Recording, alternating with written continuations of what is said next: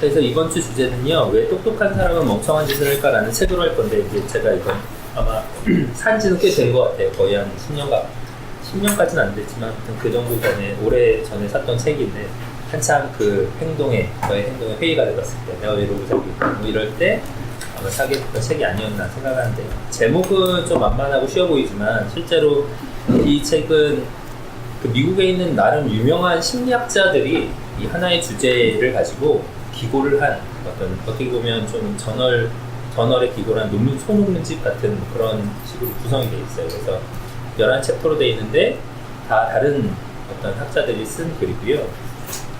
그 중에서 이제 우리가 아는 내용도 있고 잘 모르는 내용이 좀 더 많긴 한데요.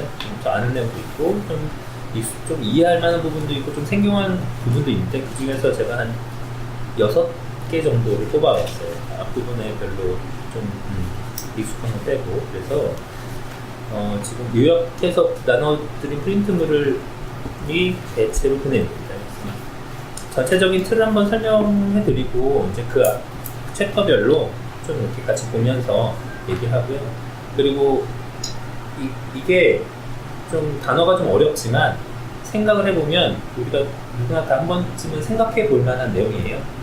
그러니까 쟤는 똑똑한데 모든 분야에서 똑똑하진 않아. 이런 생각을 하잖아요. 쟤는 공부도 잘하고 그러는데 일머리는 없어. 라던가 그런 부분은 다들 있으니까. 그러니까 그런 쪽으로 우리의 경험을 비춰서 생각해 보면 충분히 그렇게 어렵지 않게 이해할 수 있지 않나 이렇게 생각합니다. 자, 그래서 맨 앞장 이렇게 보시면요. 일단 여기서 이제 말하고 있는 우리가 생각한 똑똑함이라는 것은 사람의 어떤 속성이라고 보잖아요. 그래서 똑똑한 사람은 솔직히 한 번 똑똑하면 나중에는 안 똑똑해진다 이런 건 아니고 우리가 그 사람의 고유한 특성으로 저 사람 똑똑한 사람, 저 사람은 아니면 똑똑하지 않은 사람 이렇게 나누는 것 같아요. 근데 일단 그런 가정에서부터 우리의 어떤 오류라던가 그런 왜 쟤는 똑똑한데 저런 행동을 하지 않는 의문이 생기는 거죠. 똑똑하다는 것이 불변하는 어떤 속성이라고 생각을 한다는 거예요. 거기서부터 이제 문제가 시작되지 않나라고 이 책은 처음에 설명하고 있어요. 그랬을 때 이제 이 책에서 주로 말하고자 하는 거는 똑똑함을 얘기하기 위해서는 멍청함이라는 것에서도 좀 얘기를 해봐야 된다라고 해서 그 얘기를 계속 하고 있어요. 그래서 지금 1, 2, 3, 4, 5, 6, 7 이렇게 제가 뽑아온 부분은요. 일단은 첫 번째 보면 자기가 스스로 자기를 통제하지 못했을 때 어떤 욕망을 통제하지 못했을 때 어떤 멍청한 행동을 하게 된다 이런 내용을 많이 하고 있어요. 우리한테도 되게 익숙한 마시멜로 실험 있잖아요. 아이들한테 이렇게 마시멜로를 기다리면 하나 더 줄게 라고 했던 그 실험, 그걸 뒤에 보면 만족 지연 능력이라고 하거든요. 근데 이게 굉장히 중요하다고 설명을 하고 있어요. 그래서 아무튼 그런 부분에 대해서 어떤 욕망을 제대로 통제할 수 있는 그런 시스템 가져야 된다. 이 사람은 그렇게 주장을 하고 있어요. 아무튼 거기서부터 멍청함이 온다. 욕망을 통제하지 못했을 때, 충동을 통제하지 못했을 때 그런 영향을. 질문인데요. 네. 그러면 이제 똑똑함이라는 기준이 뭐를 중요하게 따라 되게 다르겠지만 네. 예를 들어서 되게 훌륭한 예술가들 있잖아요. 네. 그러면은 어떤 분야에서 되게 뛰어난 부분을 똑똑함이라고 가정을 한다면 예술이라는 부분에서 그 부분에서 되게 훌륭한 사람들은 또 똑똑하다고 볼 수 있잖아요. 근데 과거를 보면 되게 마약에 쩔고 되게 충동적이고 그러잖아요. 네. 그러면은 이거랑 약간 좀 모순되는 거예요. 사실 이제 그런 것들을 설명하기 위해서 심리학자들은 어떤 사람의 사고 패턴 과정이나 아니면 그렇게 나타나는 분야에 대해서 좀 디테일하게 용어로서 구분을 하거든요.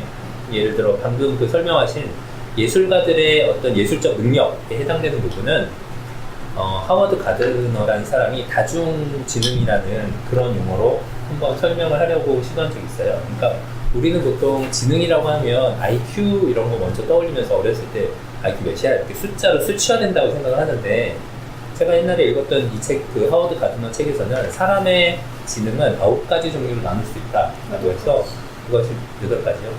또 그게 종류가 8가지, 9가지 이렇게 되는데 이게 사회성도 해당되고 예술성 아니면 운동 능력, 우리가 보통 그런 것까지 지능이라고 말할 수 있나? 라고 생각하는 것도 좀 세분하게 분류해서 나누더라고요. 그러니까 보통 IQ에서는 논리적, 수학적, 언어적 능력 이런 걸 주로 체크를 하지만 이제 이제 여러 분야에서 뛰어나다는 것은 이렇게 다중지능 이론으로 설명이 되는 거고요. 근데 여기서 똑똑하다, 멍청하다는 건 아마 이 뒤에 설명이 나오겠지만 현실적인 문제를 어떻게 해결하느냐, 그리고 그 모든 것을 아울렀을 때, 그러니까 우리가 어떤 분야에서는 잘하고 못할 수 있지만 그 분야를 넘어서서 그 분야에서 관계된 사람들과 같이 일을 할 때, 그때 이제 거기서는 그 하나의 지식을 쌓아 올린 체계 안에서 문제를 해결하는 것이 아니라 여러 이해관계를 같이 포함해서 문제를 해결하는 과정이 필요한 거죠. 이제 그럴 경우에는 약간 현명함, 뭐 아니면 좀 그런 것들이 더 하다고 볼 수 있습니다. 그래서 약간은 구분할 때 약간 지식 체계 안에서 그 분야에서 잘한다는 것과 사람들 간의 어떤 관계까지 모두 아울러서 상황에서 잘 문제를 해결한다는 것과를 약간 구분해서 설명하는 것 같아요.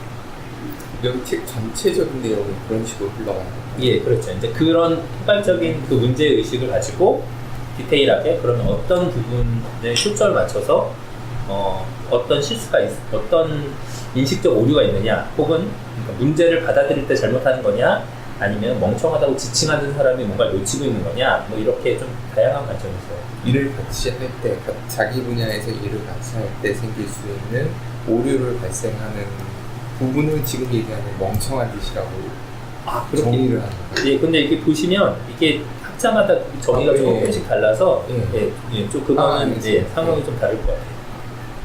네, 그래서 일단 첫 번째 이 마시멜로 시너만이 주장한 이 학자는 자기 충동적 욕구, 그것을 규제 및 통제를 통해서 멍청함을 줄일 수 있다 이렇게 얘기하고 있고요. 두 번째 있는 챕터에는요, 이 사람이 바라본 관점에서는 멍청하다라고 지칭한 사람에도 문제가 있다고 생각합니다. 그러니까 어떤 사람이 이렇게 행동을 할 때 멍청한 행동을 했다는 거는 그래도 그 사람 나름대로의 합리적이고 뭔가 내면적인 어떤 프로세스를 거쳐서 행동을 한 건데 그것을 충분하게 이해하지 못하고 그냥 다 자기 기준만으로 규정을 한다는 거죠. 쟤는 멍청한 행동을 하네? 라고. 하지만 그거는 뭔가 신중하게 관찰하지 못할 문제가 있다. 물론 행위자 자체도 자기가 어떤 행동을 하고 후회하면서 아, 내가 멍청한 행동을 했구나 라고 깨닫는 경우가 있는데 그거는 또 어떻게 보면 외부적인 판단 기준을 내재화시켜서 하는 어떤 그런 문제성이 있다. 뭐 그런 설명을 하고 있어요. 어쨌든 그런 것들을 마음 집중을 충분히 하지 않았고 마음이 분산된 상태이다. 그러니까 신경 쓰지 않았다. 이런 관점에서 좀 바라보는 어떤 측면이 있습니다. 이 세 번째는요. 이거는 그 무슨 5 팩터 모델이라는 심리학적 모델이 있대요. 저도 잘 몰랐는데 근데 이게 되게 재밌는 이 학자가 말하는 좀 놀라운 점은 이게 다른 언어를 사용한 나라에서도 다른 문화권의 세계에서도 이 5 팩터 모델이 효용성이 있다라고 얘기해요. 그래서 그 인간이 갖고 있는 주요 팩트를 신경증, 그 다음에 외향성, 개방성, 원만성, 성실성 이렇게 5가지 요소. 제가 뒤에 이게 다 나와 있기 때문에 이렇게 5가지 요소로 구분을 해서요. 주요 팩터인 신경증과 외향성이 주요 팩터고 나머지 부요소 3가지 이런 식으로 나눠서 이것들이 사람들에게 많은 일상생활을 할 때 아니면 문제를 해결할 때 영향을 미친다라고 설명을 하고 있습니다. 그래서 이것이 좀 더 심화되면 약간 성격 장애, 그러니까 우리가 말하는 병리학적인 상태로도 가거든요. 그래서 이걸 가지고 이렇게 설명하려는 시도가 있습니다. 네 번째를 보면 이거는 이 책에서 약간 벗어나지 않았나 싶긴 한데 이제 장애인에 대한 언급을 하고 있어요. 근데 사실 장애인에 대한 어떤 미국 교육 시스템에 대한 설명은 좀 많은데 그건 좀 빼고 저는 거기서 좀 관심 있게 읽었던 내용은 우리가 생각한 학습 장애의 부분이에요. 그러니까 저도 모든 과목을 다 잘하는 적은 없고 이제 영어를 되게 못하고 막 이런 적이 있었는데 그렇게 되면 저는 영어 부분에 대한 학습 장애가 있었던 거죠. 그러니까 근데 꼭 그걸 과목이 아니더라도 우리가 세상을 살면서 뭔가를 배울 때 어떤 사람은 쉽게 어떤 분야를 배우거나 아니면 저건 정말 내가 해도 안 된다라고 느껴지는 그런 부분이 있잖아요. 그것도 일종의 학습장애라고 볼 수 있지 않나라고 생각을 하는 거예요. 그랬을 때 남들이 봤을 때 너는 운전을 어떻게 그렇게 하니 뭐 그런 것도 어떻게 보면 멍청하다고 말할 수 있지만 그것도 어느 부분의 학습장애의 라는 부분으로 설명할 수 있는 거고, 그거는 누구나 가질 수 있는 능력의 차이라고 이해할 수도 있다라는 생각인 거죠. 그래서 아무튼 그런데 그것을 우리가 장애라고 규정을 하는 어떤 그런 정도에 대해서 한번 얘기를 하고 있는 거죠. 그것도 멍청함에 대한, 장애도 멍청함이라고 보통 분류를 하니까 분류할 수 있으니까요. 자, 그리고 다섯 번째는요, 이거는 다섯 번째 예시는 그거였어요. 왜 교수가 학장이 되었을 때 업무를 매우 잘했어. 그렇지만 그 사람이 널리 존중받지 않고 해임되는 그런 경우를 예를 들었거든요. 근데 저는 이걸 읽으면서 문득 떠올랐던 게, 이거보다는 왜 그 회사에서 대리급까지는 일을 굉장히 잘하는데 과장, 부장 올라가면 이게 안 되는 사람들 있잖아요. 갑자기 이게 대리까지는 일을 되게 잘해요. 근데 직급이 올라가면서부터 그 역할 생각보다 기대했던 것도 안 된다라는 그런 부분에 어떤 좀 많이 연관되지 않나는 생각이 안철수 씨를 했었습니다. 약간 그런 거 되게 잘 되겠는데. 뭐 그럴 수도 있고, 그건 완전 필드가 다른데. 그런데 하지만 매우 괜찮게 이렇게 적용할 수 있는 것 같아요. 근데 보통 이제 그랬을 경우에 사람들은 자기가 좀 잘하는 그 분야에서 업무적인 전문성을 가지고 문제를 해결하는 데 능하지만, 근데 그것을 전체적으로 관리하는 관리직의 입장에 올라서거나 아니면 다른 사람의 이해까지도 아울러야 되는 좀 더 포괄적인 통찰력을 제시해야 되는 그런 입장에 섰을 때는 그게 적용이 안 된다는 거죠.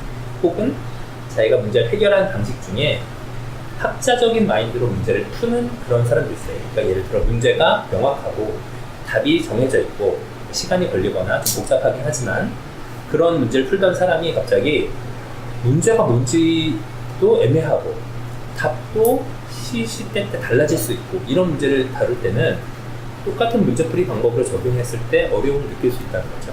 거기서 이제 실수를 할 수도 있고 멍청한 행동을 할 수 있다, 이런 내용에 해당됩니다. 네.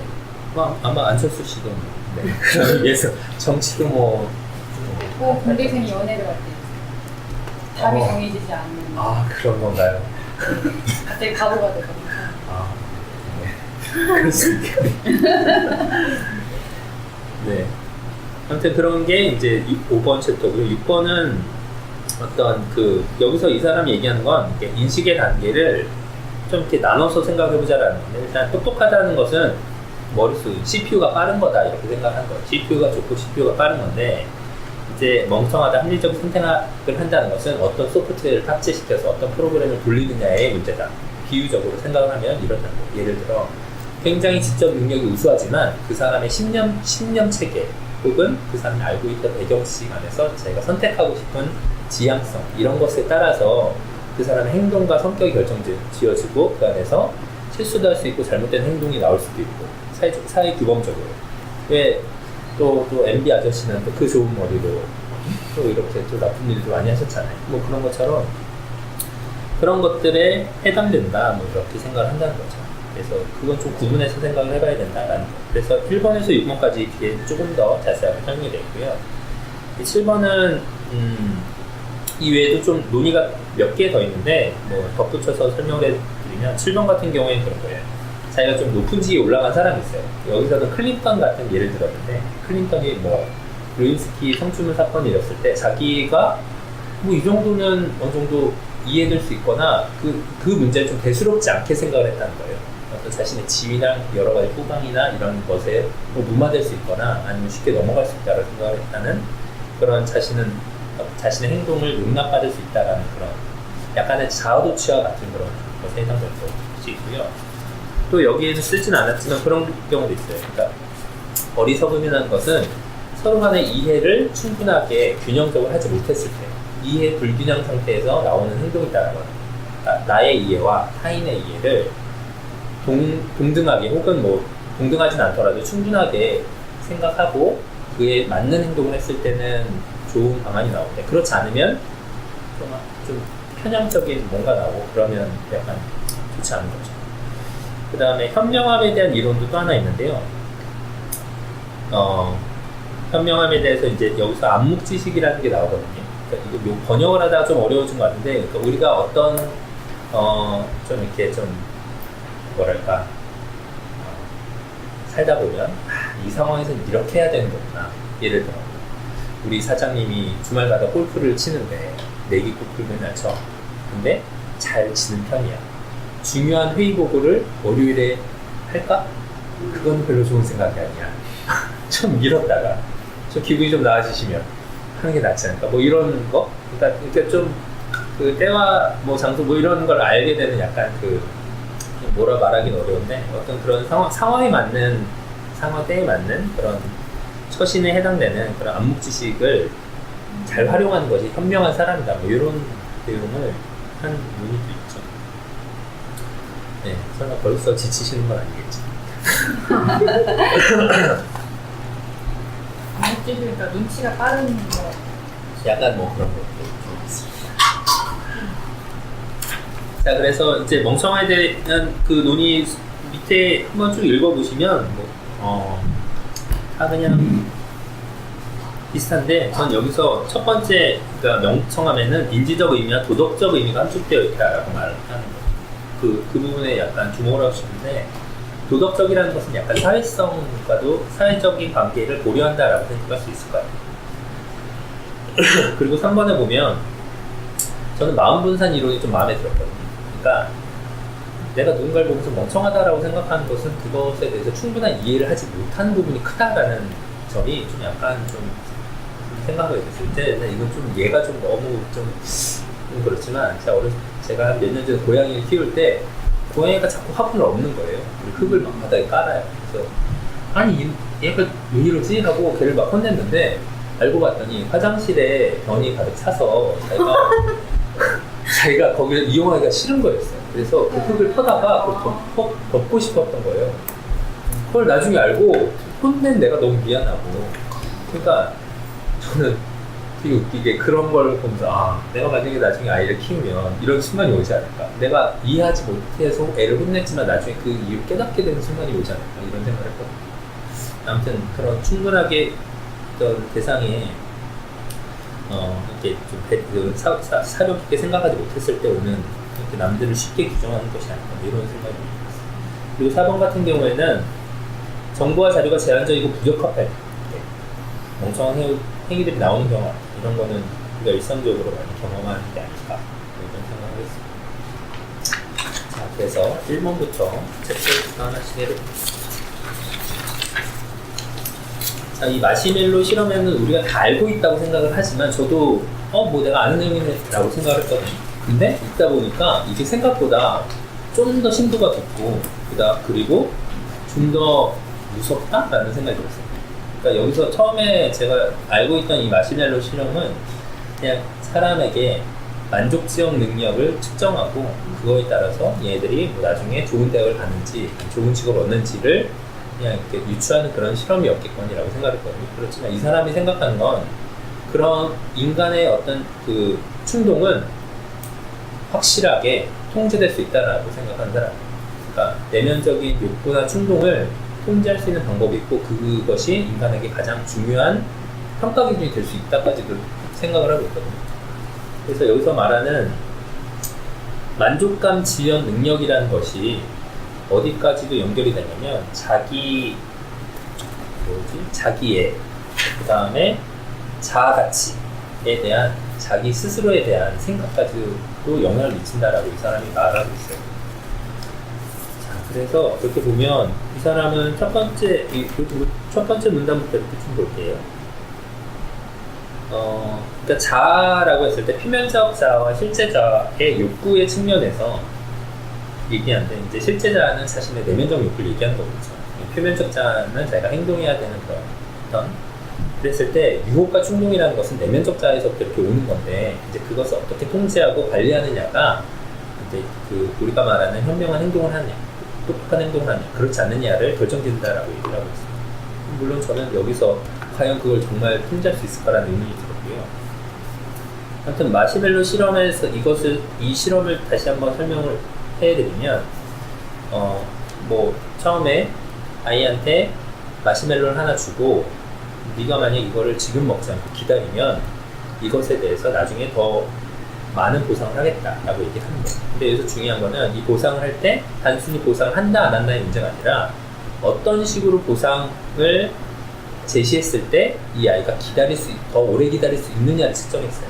그러니까 실제적으로 마시멜로를 2개를 보여주면서 자, 너 지금 이거 안 먹으면 이 2개를 줄게 라고 바로 보여주는 방법이 있고, 보여주지 않고 그냥 2개를 줄게 라고 말할 수도 있는 방법이 있어요. 또는 이걸 보여주면서 2개를 줄게, 자 근데 기다리는데 힘들지? 그러면 기다릴 때 구름 같은 걸 한번 생각을 해봐. 마시멜로는 참 구름 같은 거야. 되게 뭐 그런 느낌을 한번 생각을 해봐. 이렇게 하는 거 방법이 있고, 또 하나의 방법은 마시멜로의 맛을 한번 생각을 해봐. 네가 이 맛을 2배로 느낄 수 있어 라고 얘기를 한다는 거야. 근데 이런 다양한 실험의 목적은 내가 지금 이 어떤 것을 참았을 때, 만족감을 지연시켰을 때 그 만족감을 어떻게 하면, 이 만족 지연을 어떻게 하면 효율적으로 일어날 수 있을까에 대한 실험이었던 거예요. 그래서 어떤 촉각적인 자극을 이렇게 계속 이렇게 그 자극, 그러니까 촉각적, 미각적 이런 것들을 자극하면 그 기다릴 수 있는 능력이 떨어진대요. 그래서 실제로 눈으로 보여주거나 아니면 맛을 떠올려보라고 하는 실험에서는 아이들의 기다리는 시간이 짧아지고, 오히려 이걸 추상화시켜서 구름이야 혹은 다른 걸 떠올려봐, 이거 기다리는 어려우니까 너 지금 장난감 갖고 노는 걸 한번 떠올려봐, 이런 식으로 다른 생각을 하도록 하면 기다릴 수 있는 시간이 늘어난다는 거예요. 거기서 이 사람이 말하고 있는 거는, 그래서 사람들이 자신의 욕구를 통제하는 전략이 2가지가 있는데, 하나는 그러니까 사람의 체계를 이해하는 게 2가지인데, 하나는 뜨거운 체계가 있고 차가운 체계가 있어요. 그래서 뜨거운 체계는 감각적 자극, 그리고 충동적인 것, 이런 것들 해소하려는 그런 것들 뜨거운 체계라고 하거든요. 이 부분에. 그리고 차가운 체계는 합리적이고 이성적인 판단, 그런 것들을 하려는 시도가 있는 거죠. 그랬을 때 만족감 지연을 효과적으로 이루려면 차가운 전략으로 제시를 해야 그것들이 성공적으로 잘 이루어질 수 있다, 이렇게 설명을 하는 거예요. 왠지 아이들한테 이렇게 제시할 때 좀 청구가 될 것 같죠. 네. 그래서 그러니까 그리고 여기서 또 제가 좀 재밌다고 생각하는 건, 사람들이 생각을 했을 때 눈으로 보이는 보상보다는 이것을 마음속으로 자기가 스스로 그릴 때 그 만족감이 더 크다는 거예요. 심상화시켰을 때 만족감이 더 그걸 크다. 지능으로 본다? 그거를 이 사람 훈련으로 봐요.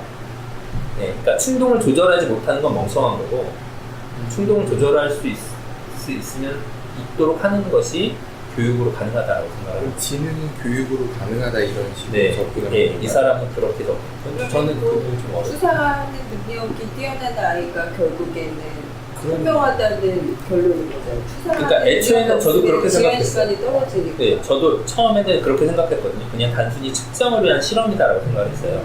그러니까 그런 만족감 지연 능력이 있는 아이와 없는 아이를 구분하는 게 아닐까라고 생각했는데, 저도 있다 보니까 이렇게 다양하게 뭐 구체적으로 제시하는 방법이 있고, 아니면 다른 것을 뭐 추상화시켜서 제시하는 방법을 읽다 보니까 이 사람이 믿는 바는 이런 것은 교육을 통해서 충동을 조절할 수 있고 그렇게 유도할 수 있다라고 생각을 한다는 그 교육이 말씀하신 게 추상화 능력을 강화시키는 교육을 하면, 그러니까 여기서 얘기하는 차가운 전략을 강화시키는 네, 교육을 그렇죠. 받으면 훨씬 더 잘 될 수 있다. 예, 그렇죠. 왜냐하면 이 만족감 지역 능력과 같이 논의된 게 뒷장에 보시면 거절 민감도라는 게 있거든요. 그러니까 사람마다 성향은 다 다르고 경험도 다르잖아요. 그래서 어떤 사람은 좀 약간 과거에 어떤 걸 시도했는데 거절을 당했어. 그럼 그거에 대한 트라우마 같은 것이 남아있어서 다음번에 시도할 때 약간 주저하게 되거나 이럴 수 있잖아요. 근데 그런 사람과 그런 속성이 있는 사람, 그런 속성과 이제 만족감 지연 능력이라는 속성, 이 2가지를 가지고 비교를 했을 때 어떤 것이 그 사람의 자존감과 자아가치에 더 영향을 미치는가라는 비교를 했더니, 거절 민감도가 높고 낮으면 상관없고 만족감 지연 능력이 높은 사람이 자존감이 높더라라는 결론에 도달했거든요. 그러니까 이건 참 재밌는데, 어떤 다른 경험보다 이게 더 우월하다고 생각하는 거예요. 근데 만족 지연 능력이 교육받을 수 있으면 교육을 통해서 자존감과 자아가치가 높아질 수 있다는 결론에 도달하잖아요. 그래서 저는 이 실험이 약간은 무섭다라고 생각을 한 거죠. 거절 민감도는 어떻게 체크를 해요? 글쎄, 그거는 안 나와요. 예, 그거는 잘 예. 그건 아마 설문조사를 하지 않았을까라고 생각합니다. 그거는 잘 기억이 안 나요. 아무튼 이 실험에서는 이제 거절 민감도와 어떤 전략적 주의 조정을 스스로 할 수 있는지 없는지, 그리고 만족 지형 능력까지 이렇게 포괄해서 했을 때 어쨌든 만족 지형 능력이 가장 중요하다. 그러니까 결국은 충동을 스스로 조절할 수 있는 사람, 조절할 수 있는 것이 필요하고, 그리고 그 충동은 차가운 전략으로 내재적인 힘상을 통해서 접근하는 것이 가장 바람직하다. 이렇게 하고 있습니다. 기질적으로 이게 어려울 수도 있는 거 아니에요? 예를 들면 네. 꼭 예술가들이 다 그런 건 아니지만 네. 예술가들은 좀 더 감성적으로 접근을 하게 되고, 그렇게 접근할 가능성이 높은, 어떻게 보면 성향을 갖고 있는 사람들은 그렇죠. 그럼 이게 약해진다는 얘기가 되나요? 그건 뒷부분에 아까 말씀드린 5 팩터 모델 중에 첫 번째로 가장 중요한 게 신경증이거든요. 네. 그러니까 얼만큼 예민한가, 이런 측면인데, 그게 그 설명 저는 5개를 제시했는데 왜 신경증에 이렇게 많이 설명을 하고 있을까라고 의문이 들 정도로 이걸 매우 높게 보고 있더라고요. 그러니까 그런 아마 신경증의 요소의 정도의 차이로 그건 설명할 수 있을 것 같아요. 근데 물론 그럼에도 불구하고 이 사람은 이게 더 중요하다라고 말하고 있는 거고, 이 학자는 만족증 능력을 통제. 그런데 여기도 민감도라는 단어가 나와서 결국 같은 얘기 아닌가 싶어서 여쭤보는 그러니까 거예요. 거절 민감도를 감수성이나 그런 신경증이라고 본다 하더라도 네. 만족 지형 능력이 높으면 상관없다. 그거를 통제할 수 있다라고 생각합니다. 이거 독립적인 걸로 보는데 독립적인. 저는 지금 뭉쳐서 얘기해 드린 거고. 네, 그러니까 그렇게 다른 상황에서도 이 사람은, 그러니까 기질적 성향이 달라도, 모두가 달라도 이 만족 지형 능력을 높이면 자기 욕구를 이렇게 통제할 수 있고, 그러니까 이렇게 좀 약간 단정돼서 얘기하는 게 저는 무섭다고 생각합니다. 그 미술에서도 다양한 학파가 나오잖아요. 시대에 네. 따라서 네. 심리학도 마찬가지인 거예요. 지금 이 마시멜로 실험 같은 경우에는 행동주의 심리학자의 이론이기 때문에 학습을 통해서 사람의 그 마음을 통제하고 통제하지 못하고에 따라 결과가 달라진다. 그런 입장에서 쪽으로 접근을 한 거다. 예, 그건 약간 그런 관점에서 그 교정 가능하다는 측면이 근데 있기 저는 때문에. 항상 의심스러웠어요. 이 마시멜로 씨는 너무 유명한 거라 뭐 이렇게 지연을 했던 아이를 나중에 추적해 보니 네. 훨씬 더 많은 연봉을 받고 있고 성공했다더라. 근데 난 그게 잘 안 느끼는 거야. 얼마나 많은 표본을 갖고 얼마나 추적 조사를 했으면 이런 자료는 나오지 않고 네. 이게 그렇죠. 이거고 결론이 이거다라고 전형적인 얘기하니까 그렇게 예, 결론인 것 그게 같기도 믿을 만한 거였나 하는 의심이 항상 들더라고요. 그 평균의 함정은 분명히 존재한다고 생각해요. 근데 저도 이제 근데 이 다시 읽었을 때 새롭게 보이는 거는 충동을 어쨌든 통제하는 방법이 교육을 통해서 가능하다라는 이 학자의 믿음 자체가 매우 놀랍다라고 생각하는, 충동을 과연 그게 가능한가라는 의문을 갖고 있는데, 아무튼 그것을 만족지형 능력이라는 어떤 특정한 팩터로서 통제 가능하다 이렇게 생각을 한다는 게, 아무튼 이 사람은 그렇게 멍청함을 이렇게 제시하셨고요. 네, 두 번째로 넘어가서, 근데 계속 질문하거나 논의할 거 있으면 바로바로 하시면 좋겠어요. 왜냐면 괜찮습니다. 많이 끊으셔요. 네, 이거는 마음 분산에 대한 내용인데요. 여기서는 주요하게 얘기하는 것은 관찰자의 마음 분산이고요. 그 다음에 구체적으로 행위자의 마음 분산을 얘기하고 있어요. 이거 영어로는 mindlessness인가? 그래서 뭐 마음이 없는? 약간 마음이 비어있는? 뭐 그런 식으로 썼는데, 그러니까 우리가 이렇게 봤을 때 타인을 평가할 때 사실 우리는 은연중에 평가를 많이 하잖아요. 그래서 친구의 어떤 측면, 혹은 지나다니는 사람 중에 어떤 사람들 중에서 어떤 걸 보면서 단편적인 걸 보고 그 사람의 속성을 어떻다라고 규정하는 경우가 많은데, 그랬을 때 어느 부분에서는 내가 그 사람의 상황과 그 사람이 어떤 논리적 구조와 그 과거 히스토리와의 연관성을 가지고 그런 행동을 했는지를 충분하게 고려하지 않고 단순하게 이렇게 딱 쟤는 멍청하네 이렇게 말한 것은 아닌가라는 부분에 대해서 이 학자는 논의하고 있거든요. 오히려 그런 측면을 좀 더 경계해야 된다는 걸 얘기하고 있어요. 그랬을 때 이제 어떻게 하면 우리가 그렇게 쉽게 규정할 수 있는가에 대한 언급을 하고 있거든요. 근데 저는 그 부분에 좀 이렇게 주목해야 될 만한 것이 있다고 생각하는데, 마음 분산을 일으킨 원인들을 보면 대체적으로 우리는 문화적인 익숙한 문화, 그러니까 우리의 문화라는 것은 어떤 행동과 상황에서 자연스럽게 이뤄지는 것들이라고 볼 수 있잖아요. 그랬을 경우에는 그런 불확실성을 좀 줄이고 익숙하고 편안한 그런 루트를 통해서 자연스럽게 그냥 이건 이렇게 되는 거지 라는, 그냥 이렇게 에너지 많이 쓰지 않고 이렇게 서로 공유되는 상식 같은 그런 행동들을 많이 하는데, 이제 거기서 이제 벗어나면 조금 이렇게 튀는 행동을 하면 그건 좀 약간 이상하고 적합하지 않은 행동이라고 생각한다는 거죠. 근데 보통 그런 것을 우리가 배우는 과정에서 어렸을 적에 선생님이나 부모님이나 누구한테 좀 약간 단정적으로 배운다는 게 문제가 될 수 있다는 거예요. 그러니까 A는 B야, 이거는 이거야, 이거는 꼭 외워야 돼, 너 틀렸네, OX, 이런 식으로 우리가 배우다 보면 우리의 지식 체계 안에는 상황에 맞게 이 지식이 변형된다가 아니라 어떤 건 맞고 어떤 건 틀려, 이것에 따라야 되는데 이건 좀 벗어났네, 이런 식으로 주와 부라는 식을 머릿속에 개념화된다는 거예요. 그래서 중간에 보면 여기 2번에 보통 A는 B다라는 문장보다 A는 B가 될 수도 있다, A는 B로 여겨질 수도 있다라는 형식과 조건적인 방법으로 교육을 한다면 조금 더 어떤 상황에 맞게 아이들이 지식을 변형시키거나 응용할 수 있는 가능성이 더 높아지지 않나, 뭐 이런 얘기를 하고 있거든요. 이 내용이랑 앞에 있는 추상화 능력하고도 관계가 있다라고 볼 수 있나요? 그렇게 잠깐만요.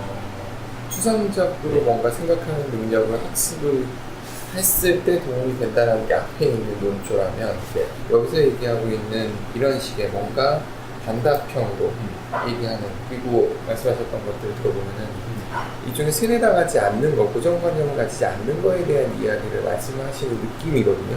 여기서 얘기가 돌아가는 부분이, 그러니까 문화에 대한 세뇌를 벗어나는.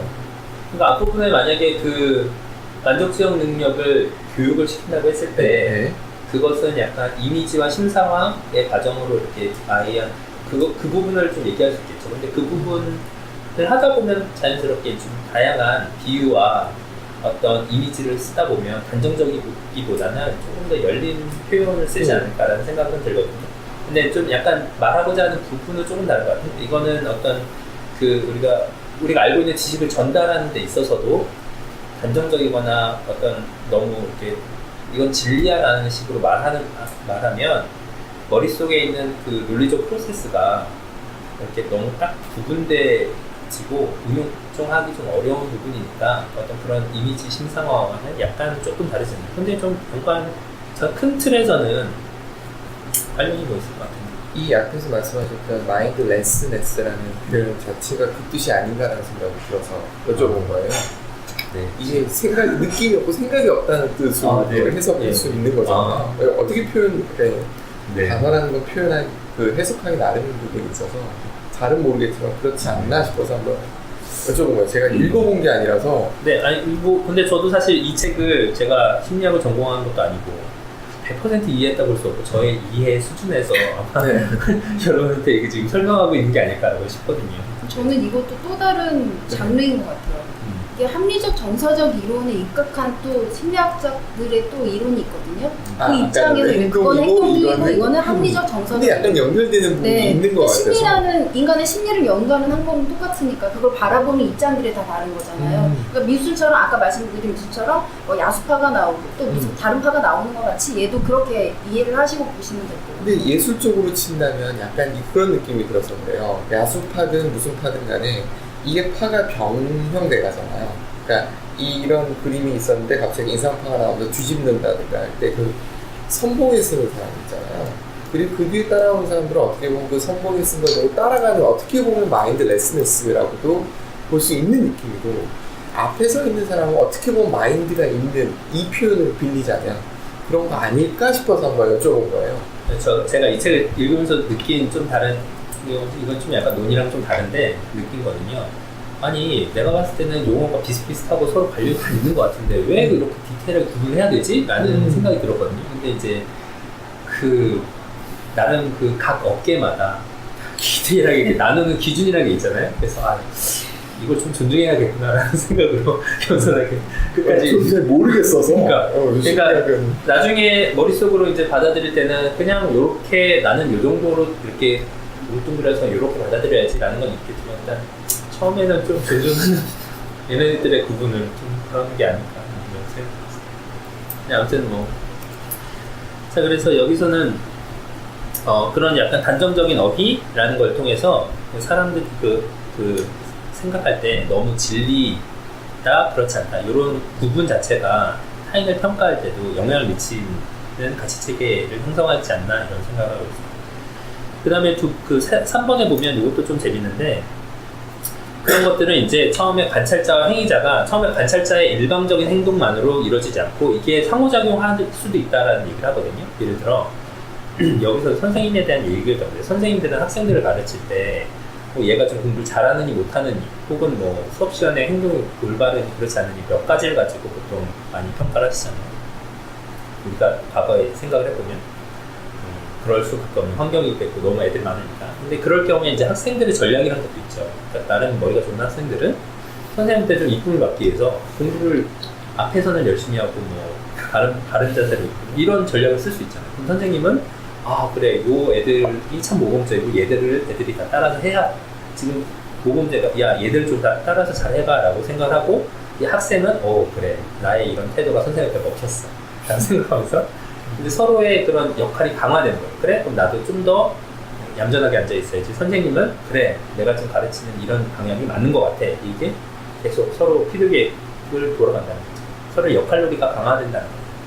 근데 조금만 더 생각해 보면 내가 학생들에 대한 이해가 충분하지 않고 다른 측면을 더 보살필 수 있고 또 학생들은 내가 꼭 선생님 말을 따르지 않고도 좀 다양하게 자신을 표현하거나 원하는 것을 이렇게 얘기할 수 있을 텐데 이렇게 하는데 그런 거 없이 처음에 잘했다 잘못했다고도 평가 기준에 따라서 그 한정적인 룰이 계속 돌아간다는 거거든요.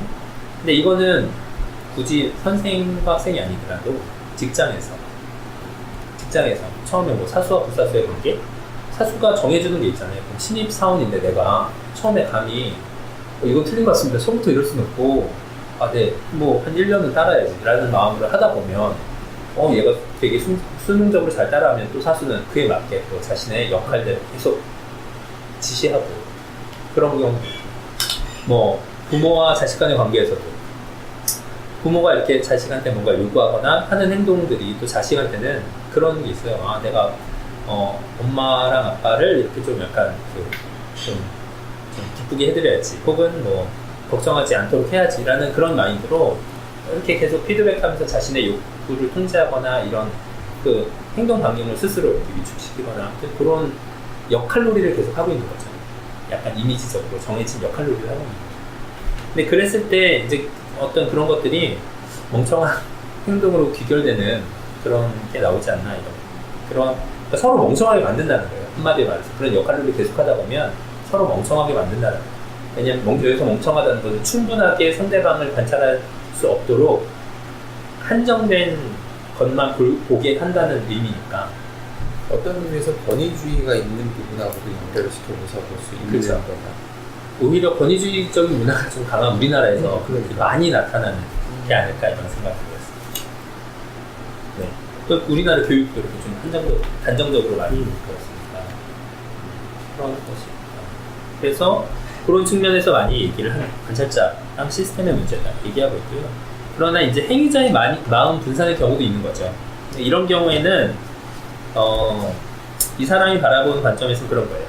외부적인 기준이 있을 때 그것을 내재화시켜서 자기를 비판하는 그런 경우예요.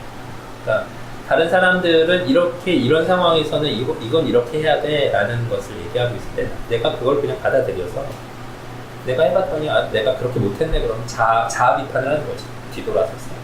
그러니까 그런 것들이 행위자의 마음 분산. 근데 이런 건 많이 하잖아요. 네, 다들. 이건 뭐예요? 양이 17마리 그래서 이 예시는 그런 거예요. 선생님이 이제 수업 시간에 물어봐요. 자, 양 17마리랑 염소 16마리가 있어. 그러면 다 합치면 몇 마리이게? 라고 물어봐요. 그러면 이제 33살이 되는 거지? 라고 이렇게 물어봐요. 학생들은 대충 이렇게 있다가 선생님한테 대답은 해야겠고, 선생님한테 혼나기는 싫고 선생님이 말을 이상하게 하는 것 같은데 그걸 지적한다는 건 말이 안 되는 것 같고요. 네, 30살 맞는 것 같아요. 그냥 이렇게 대답하는 거죠. 그러니까 그래서 네. 멍청한 상황이다. 이게 공감이 안 되실지도 모르겠지만 그 전에 예진쌤이라고 한 분 계신데 그분이 학교에서 선생님을 하시는데 학생들의 태도를 가끔 얘기를 하거든요. 그 선생님 앞에서 무슨 얘기를 해도 네 그냥 이렇게 하고 대충 넘어가는 귀찮고. 근데 그거는 그 과정을 계속 행위자하고 관찰자가 주고받는 관계에서 그게 형성돼서 애들이 수동적으로 이렇게 대답을 그렇죠. 했다는 거예요? 네, 그렇게 형성이 된다는 거. 이런 아까 말한 역할놀이를 계속하게 피드백을 주고 받으면서 서로 간에 멍청하게 된다는 건 그냥 나는 그냥 선생님이 뭘 하든 그냥 바람직한 대체적으로 그냥 문제 없는 학생이 되고 싶고 선생님이 실수나 아니면 의문도 제기하고 그런. 이건 그럼 개인과 사람과 사람 간의 관계에 좀 더 포커스를 맞춘 네. 지능에 대한 생각이라고 봐야지. 그렇죠. 이제 멍청하다는 것은 행위가 아니라 서로 간의 관계 안에서 그렇게 누군가 이렇게 규정하거나 평가하는 거예요. 그래서 아까 말씀하신 게 이해가 되네요. 앞쪽은 어떻게 보면은 그 상대방이 있는 것이 아니라 상황만 존재하는 거잖아요. 근데 이거 같은 경우는 네, 관계성에서 약간 나오는 관계성 거니까 좀 중에서 다르네요. 접근이. 지능을 두 가지로 보더라고요, 심리학에서. 카틀이라는 심리학자가 얘기를 하기로는 그러니까 지능의 위계설에 대해서 설명을 하면서 유동적 지능이 있고 결정적 지능이 있대요. 다시. 유동적 지능, 네. 결정적 지능. 근데 유동적 지능이 유전적으로 타고나는 거예요. 우리가 IQ 테스트하면 너 누구 닮아서 이렇게 뭐 머리가 멍청하게 이렇게 하면서 부모 탓하는 거가 유동적인 지능으로 판단할 수 있고, 근데 결정적 지능은 우리가 이렇게 교육이나 학습이나 이런 것들을 통해서 자기가 꾸준한 자기 개발 일을 통해서 노력을 통해서 얻어지는 결과의 지능을 결정적 지능이라고 하는 거예요. 거꾸로 아니에요? 안 될 것 같죠? 네. 그런데 아니에요. 유동적 지능이 유전적인 거고 결정적 지능이 노력을 통해서 얻어지는 거예요. 모르겠어요. 제가 공부하는데 거기까지밖에 안 했어요. 그런데 그게 이제 50세가 지나면 그 지능이 이제 급격히 이제 퇴화가 일어나잖아요. 그런데 그 노력을 통해서 얻어진 지능부터가 더 빨리 쇠한다고 해요. 그럼 원래 기질적으로 그렇게 유전적인 그게 그게 남는다요? 정말 슬픈데? 노력이 다 진짜. 노력이 다 그냥 험해지는 거 아니에요? 나이가 들면? 그러니까 그거는 그러니까 최근의 기억부터 없어지기 때문에 그렇게 생각을 하는 입장인 것 같아요. 우리가 치매 같은 것도 걸려도 최근의 기억이 없어지잖아요. 과거 기억은 남아있고, 그러니까 남편을 보고 자기는 할머니인데 아들을 보고 남편 젊었을 때 모습을 떠올리면서 남편이라고 얘기하는 것처럼 지능도 없어지면 그렇게 되기 때문에 그런 입장으로 얘기한 것 같아요. 그럼 그 지능 안에 그 사람의 성향이나 기질적인 부분까지 포함시켜서 지능이라고 보는 건가요? 이런 것까지 다 따진다면 그렇게 되겠죠. 그 논의도 사실 뒤에 나오는데 그 지능의 구분에 대해서 그거를 이제 이 학자들은 되게 디테일하게 지능을 약간 지적인 어떤 머릿속에서 사고의 논리적 프로세스라고 좀 국한을 시키고 개인이 갖고 있는 신념체계라든가 성격이라든가 성향이라든가 취향, 기후 이런 것들을 좀 분리해서 나누려는 시도를 하더라고요. 이제 그래서 CPU는 매우 빠르고 혹은 뭐 자동차 엔진의 대기량은 엄청 큰데 어디로 달릴지 어떤 프로그램을 돌릴지는 사람마다의 환경과 신념과 어떤 그 취향에 따라서 다른 거니까 그 안에서 여러 가지 오류가 생길 수도 있고 뭐 이렇게 한다. 그럼 여기서 다루고 있는 주로 내용들은 결국은 지능이라고 얘기하는 게 아까 말씀하셨던 하드웨어 쪽에 포커스를 맞춘 거라고 봐야 되는 건가요? 아니죠. 그러니까 지능이라는 것을 우리가 너무 통념적으로 좀 이렇게 두리뭉실하게 알고 있던 거를 좀 구분해서 생각해보자라는 쪽에 가까운 것 같아요. 그리고 여기서는 지능이 개발될 수 있다라고 얘기는 하거든요. 근데 시간이 좀 걸린다.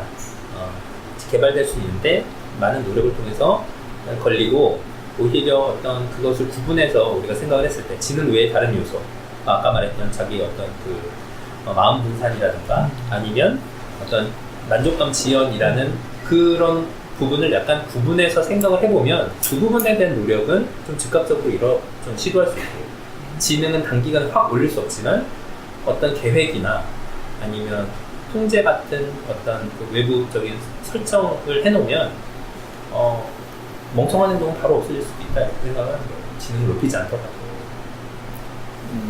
그러면 이렇게 생각하면 되나요? 지금 CPU나 이런 개념을 지능이라고 말하면 우리가 여기서 고민하고 있는 똑똑함에 대한 거는 지능만 포함하는 것이 아니라 좀 더 넓은 개념으로 포함을 하는 거고, 그 똑똑함을 올리기 위해서 통제나 상대방에 대한 이해나 이런 거를 그런 걸 통해서 좀 올릴 수 있고, 지능이 차라리 안 오르더라도 똑똑함은 그걸로 올릴 수 있다라고 말하고 있는 건가요? 이렇게 이해하는 건가요? 네, 뭐 똑똑함을 올린다기보다는 멍청한 행동을 하지 않는 쪽으로. 그래서 그럼 똑똑한 네. 쪽으로 가는 방향 쪽으로. 그러니까 단순히 지능일 뿐만 아니라 네. 지능이 있으면 물론 좀 도움이 되겠지만 좀 더 넓은 개념으로 좀 이해를 하면 그렇죠. 그러니까 약간 어떻게 보면 여기서 말하는 똑똑한 사람들이라고 했을 때 똑똑함은 공부를 매우 잘하거나 머리 회전이 빠르거나 이런 부분을 설명한 것 같고, 멍청한 행동이라는 것은 실제적인 일상생활에서 일어나는 많은 상황에서의 결정, 행위, 결과 이런 것을 가지고 평가하는 것 같아요. 그러니까 약간 부분이 약간 분야가 좀 다르긴 하죠. 그렇지만 어쨌든 간에 멍청한 행동을 줄여서 전반적으로 똑똑함이라기보다는 현명한 쪽으로 갈 수 있는 방법을 좀 제시하는 건 아닌 것 같아요. 그리고 약간 개념을 좀 약간 세분화시킨다고 할까? 그런 걸 그냥 멍청함의 반대가 똑똑함이 아닌 거네요. 여기서. 그렇죠. 멍청함의 반대가 오히려 현명한 거라고 생각해야 되고, 네, 똑똑함, 그러니까 멍청함은 합리적이지 않은 이라고 해석하는 거예요. 그러니까 여기서 뒷부분에 이제 학자마다 조금씩 다른데, 이제 많은 학자들이 이렇게 설명할 때는 멍청함과 합리적이지 않음을 같다고 보고, 똑똑함은 그냥 어떤 과학적, 심리학적 지능에 가깝게 보고, 지능이 예, 지적 능력에 가깝게 보고, 아니면 그 멍청하다, 아니면 현명하다 이건 행동을 포함한 상황에 맞는 적합한 그런 것에 가깝다 이렇게 설명합니다. 똑똑함이라는 건 그대로 두고 멍청함은 어리석음으로 보면 좀 더 이해가 네 맞아요. 얘네가 설명할 때 스투피드와 플리시를 가지고 언어적으로 설명하는 챕터도 있거든요. 그래서 그 부분을 제가 좀 약간 띄워놓네요. 이렇게 그렇게도 설명을 하고 있습니다. 그러면 만약에 여기서 어떤 애가 나가서 선생님 33세가 아니라 뭐 그런 생각이 아니에요? 이렇게 해서 선생님이 받아들였어요. 그거를 그러면 여기서부터가 이 현명함에 이제 시작이 되는 거예요. 그렇죠. 그러면 이제 거기서부터 선생님이 잘 받아들였어. 맞아. 집중 잘하고 있었네. 뭐 이렇게 하면서 칭찬을 해주면서 그 관계가 하면 그 아이는 내가 선생님 수업 시간에 질문을 해도 되는구나. 아니 선생님이 한 말에 대해서 그러면 반대로 네. 선생님 안 받아들였어요. 네. 이 학생이 선생님이 그런 사람이 아니구나 이런 거. 네. 그냥 33세를 할 때 네 맞습니다 이러고 넘어가야 되겠다. 다음에 얘 멍청하는 거예요. 스마트한 거 아닌가요? 그게 오히려 스마트한 거 아닌가요? 저도 갑자기 그런 생각이 들어서. 스마트한 거 근데 아니에요? 이게 저는 뭐가 생각나냐면 유치원에서 아이들을 교육할 때 바르게 앉는 걸 굉장히 강조하거든요. 책 읽어줄 때 바르게 앉아서 듣는 그 태도, 그 몸의 태도, 이걸 되게 중요하게 생각하는데 제가 되게 놀랬던 건 독일에서 독일의 교육을 몸소 체험하고 오신 분께서 독일에서는 그 아이가 어떤 행동을 하는지는 전혀 선생님이 눈여겨보지 않는다는 거예요. 그러니까 이 아이가 책상 밑에 들어가 있건 누워있건 엎드려 있건 듣고 있기만 한다면 태도는 선생님이 언급을 하지 않는데요. 듣고 있는 건 어떻게 하거든요?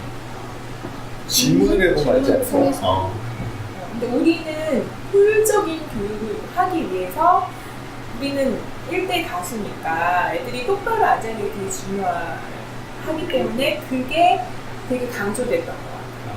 근데 보면은 진짜로 똑바로 앉아있는데 몸만 이렇게 묶여있을 뿐이지 생각은 먼 산 가는 애들 굉장히 많거든요. 오히려 그걸 벗어나게 해주면, 자유롭게 해주면 그 아이들은 어쩌면 아까 말씀하신 그 자기가 내가 똑바로 앉아있지 못하기 때문에 멍청한 아이야 라는 생각도 안 할 것이고, 그러니까 이렇게 그 단편적으로 대입하니까 좀 어려운데 그렇게 생각하면 저는 그 개인적 사례가 있는데 그러니까 옛날에 대학교 4학년 때인가 저희 학교에서 돈을 막 쏟아부어서 외국 학자들 막 초빙해갖고 강연회 같은 걸 열었어요 많이. 그래서 그 중에 한 사람이 와서 강연할 때 질문을 했거든요.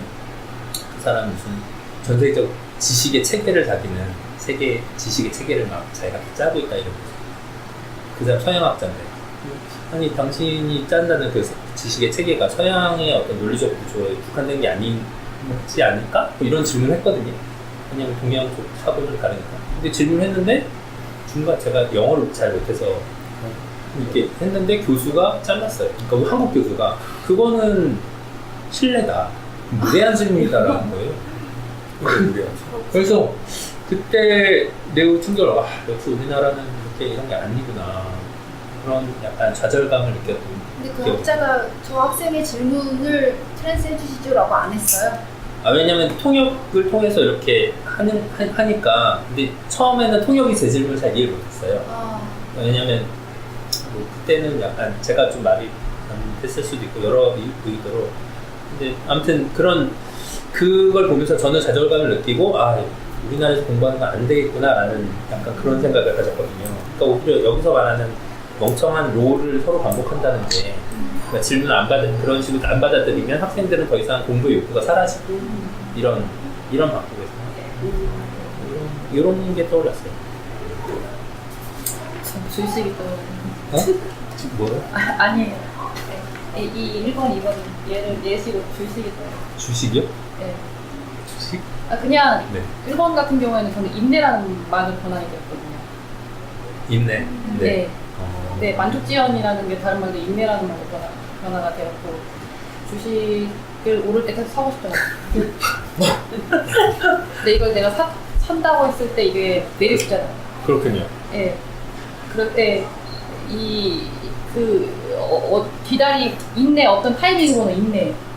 약간 좀 그런 부분. 그런데 활용을 해야겠다. 네, 네. 그 데이비드 웨어북 두 번째 같은 경우에는 이렇게 예를 들어서 아는 사람, 약간 어떤 하나의 이건 전체적인 문화라고 본다면 오를 때 뭐 사라 라든지 뭐 아는 사람이 잘하는 사람이 있다, 이게 투자해라 그러면 한다, 그러면 그럼 투자하고. 근데 그렇게 했는데 안 됐어요. 역시 난 멍청해, 근데 잘 몰라. 근데 좀 저도 막. 근데 약간 그러면서 지식은 나쁜 거야, 이런 거는 좀 좋지 않은 거야, 나는 멍청한 거야라고 이렇게 단정지을 수 있잖아요. 근데 좀 시점에서 다른 방향에서 보면 그쪽도 좋은 게 됐으면 살아보니까 말이 있잖아요. 사람들의 추상적인 개념을 받아들일 때 저마다 이제 이해하고 싶은, 대입하고 싶은 분야는 다르니까요.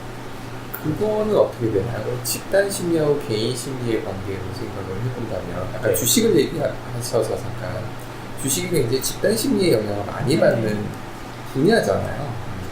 지금 얘기하고 있는 이걸 이렇게 보고 있으면 앞에서 얘기하는 건 굉장히 개인적인 측면이 강화되는 반면에 이쪽은 집단적인 측면이 되게 많이 보이거든요. 그러니까 문화적인 측면, 사회적인 측면이 굉장히 많이 보이는 것 같아서 어떤가 싶어서. 일단은 이 챕터 2에서는 필자 중심을 얘기하고 있는데 네. 뒷부분에 그건 있어요. 그러니까 사람들의 욕구가 이렇게 촉발될 때, 나 욕망이나 이런 것들이 왜 이렇게 자극을 받고 내가 어떤 행위를 하고 싶어 하게 되느냐는, 그것을 억제하거나 아니면 자극하는 요소 중에 사회 요소가 있거든요. 사회 문화적인 요소가. 그러니까 어떤 사회에서는 좀 더 쉽게 자신의 욕망을 드러낼 수 있도록 그런 자극들이 있고, 어떤 사회에서는 그 욕망이 억제되고, 또 그것이 어떤 특정 분야에 있어서 이 분야는 허용되고 이 분야는 그렇지 않고, 네, 그렇게 나눠지잖아요. 네, 그런 것들을 이제 뒷부분에서 좀 얘기를 하고 있는 거죠. 근데 방금 말씀하시는 건 약간 집단 심리 쪽에 약간 한다면 그 부분은 약간 없는 것 같아요. 지금 오늘 제가 가져온 부분에 집단적인 흐름, 행동심리, 집단 행동심리 그런 부분은 좀 없지만, 어떻게 개인이 사회와 문화적인 영향을 받느냐에 대한 부분은 뒷부분에 약간 내용이 있어요. 또 그 개인들이 모여서 어떻게 보면 집단을 만드는 거라서 그런 부분도 좀 네. 있어서 한번 여쭤본 거예요. 잘 모르겠어요. 저도 행동심리학이라는 책을 하나 제가 갖고 있는 게 있는데, 그 부분은 이렇게 또 약간 필드가 또 있더라고요. 좀 디테일하게 통계적 수치도 많이 이용하고 그런 거라 잘 모르겠습니다 지금. 네. 자, 그래서 여기는 결국은 이 챕터의 끝은요, 개인의 속성화나 자기 속성화 과정을 바꾸면 멍청함은 사라질 것이라는 논리가 가능하다. 이 말은 남을 쉽게 규정하지 않고 자신을 스스로 자아 비판을 할 때 남의 기준을 가지고 그냥 일괄적으로 자신을 재단하거나 자기 비판하면 그런 것만 없어도 이렇게 스스로 멍청하다는 느낌이 덜 가져도 되고 남들을 쉽게 규정하는 일도 없을 것이다 라는 얘기는 어려운 말. 것 같아요. 그냥 도인 수준인데. 도인 수준인 것 같아요. 많이 수직 많이 겪어봐야 되는 거 아니에요? 그래서 통찰력이라는 말도 쓰더라고요. 통찰을 풀 수 있을 때쯤에나 달라.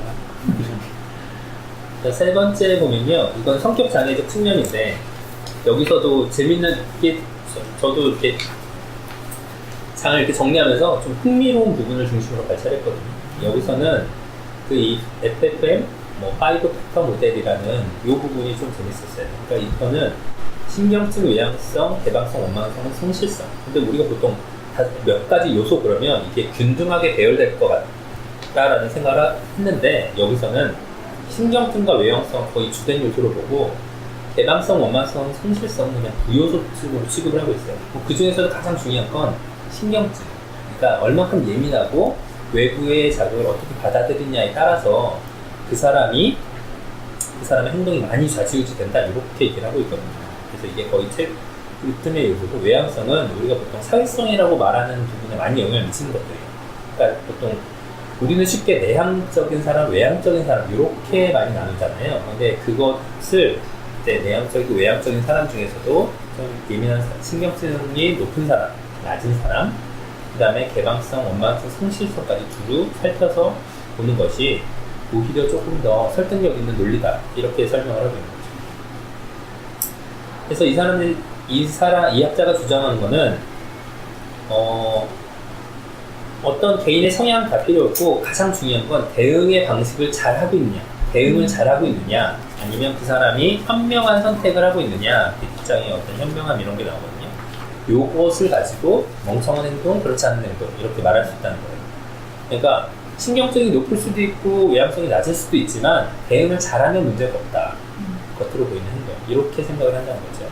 그러나 어떻게 영향을 미치는지는 좀 이해를 하고 있어야 좋은 대응 방식을, 그러니까 외부 자극에 대한 대응 방식을 얘기하는 거예요. 그런 것을 얘기할 수 있다라고 얘기합니다. 그래서 대응 방식은 크게 세 가지. 임무 중심 대응, 감정 중심 대응, 회피 대응 이렇게 있는데 임무 중심은 뭐 외부 문제를 딱 맞닥뜨렸을 때 적극적으로 그것을 이렇게 해결하려는 능력, 그러니까 뭐 노력 뭐 해당되고, 감정 중심은 내가 그걸 닥쳤을 때 나의 느낌, 그 순간에 어떤 그 상대방이 나한테 이제 어떤 감정을 뭔가를 말하고 있어, 뭐 이런 쪽으로 면서 딱 들으시면 이게 감정 중심의 대응을 하는 사람들은 신경증이 높겠다라는 생각이 들죠. 임무 중심의 대응을 하는 사람은 뭔가 성실성이 높을 수 있겠다 이런 생각이 들고요. 회피 대응은 그냥 문제를 피하거나 무시하는 성향이 해당돼요. 근데 저는 개인적으로 이제 회피 대응을 우리가 보통 나쁘다라고 생각할 수 있지만, 그러니까 문제별로 일단은 당장 그걸 꼭 해결하지 않아도 되고, 아니면 좀 감정이 좀 잦아든 다음에 시도하는 것은 오히려 좀 더 현명한 방법일 수도 있고 그런 경우도 있잖아요. 그래서 이거는 상황에 따라 좀 다를 수 있겠다라는 생각은, 뭐가 더 좋다라고 보고, 왜냐면 약간 감정 중심의 대응이 부정적이라는 인상을 받게 되니까 그런 상황에 맞게 약간 그런 생각이 듭니다. 그래서 밑에는 그에 대한 어떤 설명이 있는데, 그 밑에 중에 개방성은 회피 대응과 관계가 있고, 신경증은 뭐 감정 중심 대응과 회피 대응에 관계가 있다. 오히려 개방성이 회피 대응에 관계가 있다는 말이 저는 좀 특이하다고 생각을 했어요. 그러니까 개방성이라는 것은 문제를 해결하는 많은 것 중에 여러 가지 그 방식을 떠올리는 거라고 볼 수 있거든요. 그러니까 우리가 개방성이 낮다라고 하면 배운 대로만 하는 거예요. 그러니까 뭐 우리가 뭐라 할까, 응용력, 창의성이 부족하다, 뭐 이런 거에 해당되겠죠. 개방성이 낮으면 그러니까 다양한 어떤 해결책을 떠올리는 것에 좀 생각하시면 돼요. 그 안에 능력 있는 사람은 어떤 걸 얘기하는 거예요? 지는 일반적으로 똑똑한 사람을 얘기하는 거예요? 맨 아래. 능력 있는 사람은 회피 대응을 택하는. 여기서의 능력은 성실성과 외향성과 개방성. 그러니까 여기서 주로 성실성과 외향성이 해당됩니다. 그러니까 능력 있다는 것은 사회적으로 어떤 일에 대해서 인정을 받고 일을 잘 처리한다, 외향적으로 라는 것에서 외향성과 성실성에 더 가까운 의미가 있습니다. 이 개방성이 회피 대응과 관계가 있다는 게 직관적으로 좀 잘 이해가 안 되는데 네. 뭐라고 따로 설명이 있나요? 그러니까 회피 대응과 관계가 있다는 말이 회피 대응을 잘한다는 뜻이 아니라 회피 대응을 하는 방식 중에 개방성이 높은 사람들도 있다. 그러니까 개방성이 낮으면 회피하지 않고 감정 중심으로 대응하거나 그냥 그러니까 문제를 개방성이 좀 낮아요. 그러면 이것을 지금 당장 어떻게든 빨리 처리하려고 하거나 아니면 이것에 대해서 짜증만 낸다라고 생각하십니다. 그래서 개방성이 좀 있다. 다른 여파의 선택지가 있을 수도 있겠다. 그러면 잠깐 멈췄다가 나중에 한다라던가 이걸 다른 사람을 통해서 한다던가 이런 여러 가지 회피하는 방법도 가능하다. 이런 설명을 할 수 있습니다. 개그맨이 주로 이렇지 않을까요? 그 어떤 의미에서? 그냥 이런 어떤 갈등 상황을 30% 다른 이해했어. 위트나 이런 그렇지. 걸로 자꾸 넘기는 거야. 저도 옛날에 그 얘기를 들은 적이 있는데 그 개그맨은 일반 사람보다 약 한 반 걸음 정도 머리의 회전이 빠르다? 뭐 이런 얘기를 들은 적이 있거든요. 그러니까 똑같은 상황을 맞닥뜨렸을 때 이것을 약간 타자화시켜서 객관화시켜서 그 상황을 약간 동떨어뜨린 상태에서 봤을 때 거기서 유머 코드를 만들 수 있다. 뭐 이런. 그러니까 우리가 너무 몰입해 있으면 이 상황이 너무 심각하니까 내가 여기서 재미도 없고 너무 심각하고 이게 되게 강렬하게 문제를 받아들이게 되잖아요. 근데 사실 누가 그랬지? 그러니까 나중에 이렇게 돌아서 생각하면 인생의 모든 게 다 그냥 가까이 보면 비극이고 멀리서 보면 희극이다. 뭐랄까 그런 말이 떠오르는데 약간 유연성하고도 관계가 있다고. 네, 그렇죠. 약간 유연한 사고와도 관계. 네, 그래서 현명함에 대한 연구 뭐 이런 여러 가지 이거는 언급했는데 이 사람은 이렇게 명확하게 현명함이 어떤 속성에 영향을 미친다 이렇게 하지 않고 그냥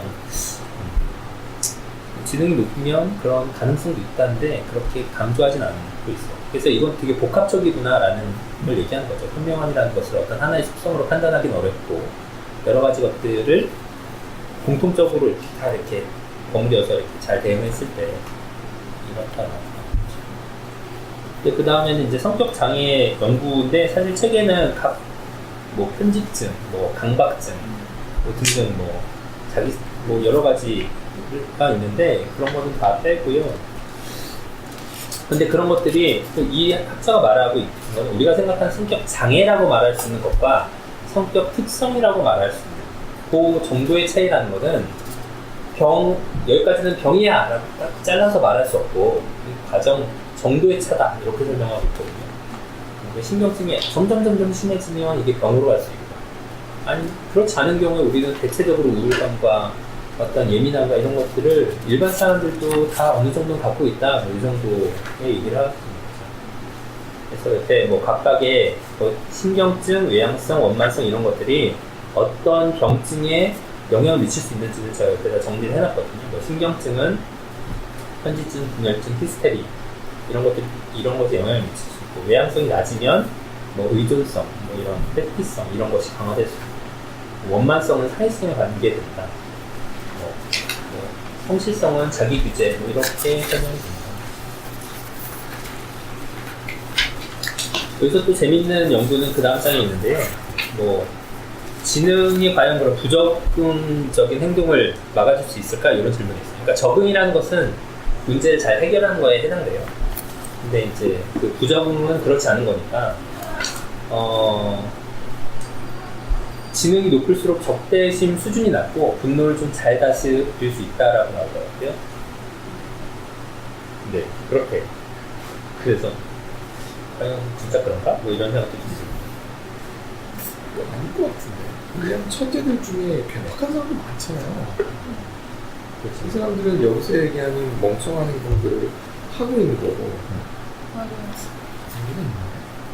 그래서 저도 이렇게 막 생각을 하다 보니까 만약에 그러니까 이 사람 지능을 약간 포괄해서 생각을 했을 때 행동할 수 있는 행동 양상을 자기가 결정하는 거예요. 내가 A, B, C의 행동 유형을 선택할 수 있는데 A는 사회적인 상대방의 이해와 뭐 상황을 고려한 행동이고 B는 나의 감정을 중심으로 하는 거고 C는 뭐 그냥 논리적인 옳다 그르다라고 한다면 이것 중에 어떤 전략을 취하는 것이 나한테 이후에도 이득이 될까까지 충분히 고려한 지능을 얘기하는 것은 아닐까 뭐 이런 생각을 했거든요. 그러니까 지능 이 사람 절대 지능 아니야, 절대 반대처럼. 그러니까 이 사람 지능이 성격이나 성향까지도 포함한다라고 생각하는 사람 중에는 또 웃긴 게 또 높은 지능은 흡연을 막아주고 대신 술을 많이 마시게 된다. 이렇게 해서 술과 담배를 채우는 거죠. 진짜예요. 그래서 이게 어떤 그 동맥질환자 연구를 통해서 했다. 그러니까 의학계에서 아마 이런 연구를 했나 봐요. 너무 단편적인 게 아닌가 생각이 들어요. 뭔가 자료가 있으니까 네. 꽤 유명한 심리학자라고. 네, 그러니까 여러 사람이 있은 거예요? 네, 그 중에 한 사람이죠. 전혀 느낌이 안 오네. 네. 느낌이 안 드네요. 이 느낌 진짜 안 오네. 워낙 괴팍. 최근에 제가 읽은 책이 찌질한 위인전이라는 책을 누가 이렇게 툭 던져줘가지고 읽고 있는데 너무 찌질하거든요. 보면 분명히 똑똑하거든요. 근데 멍청한 행동을 하거든요. 되게 마음이 이상해요. 모르겠어요. 가끔 위인전 읽다 보면, 그러니까 어렸을 때 말고 커서 읽게 되는 위인의 스토리는 이해가 정말 안 되는 맞아요. 그런 행동도 있죠. 근데 그 지능이라는 이 사람은 이걸 지금 대응 능력으로 설명을 했다면서요. 지능이 그러니까 물리적인 지능이 말하는 거예요. 그러니까 이 사람이 말하는 멍청한 행동이라는 것은 적절하게 상황에 대응하지 못한 걸 얘기하는 거고, 적절한 대응을 하기 위해서는 이 사람들이 그 자신의 어떤 신경증이나 어떤 그 외향성이 자신의 성격을 잘 파악해서 그에 맞는 적절한 대응을 해야 된다.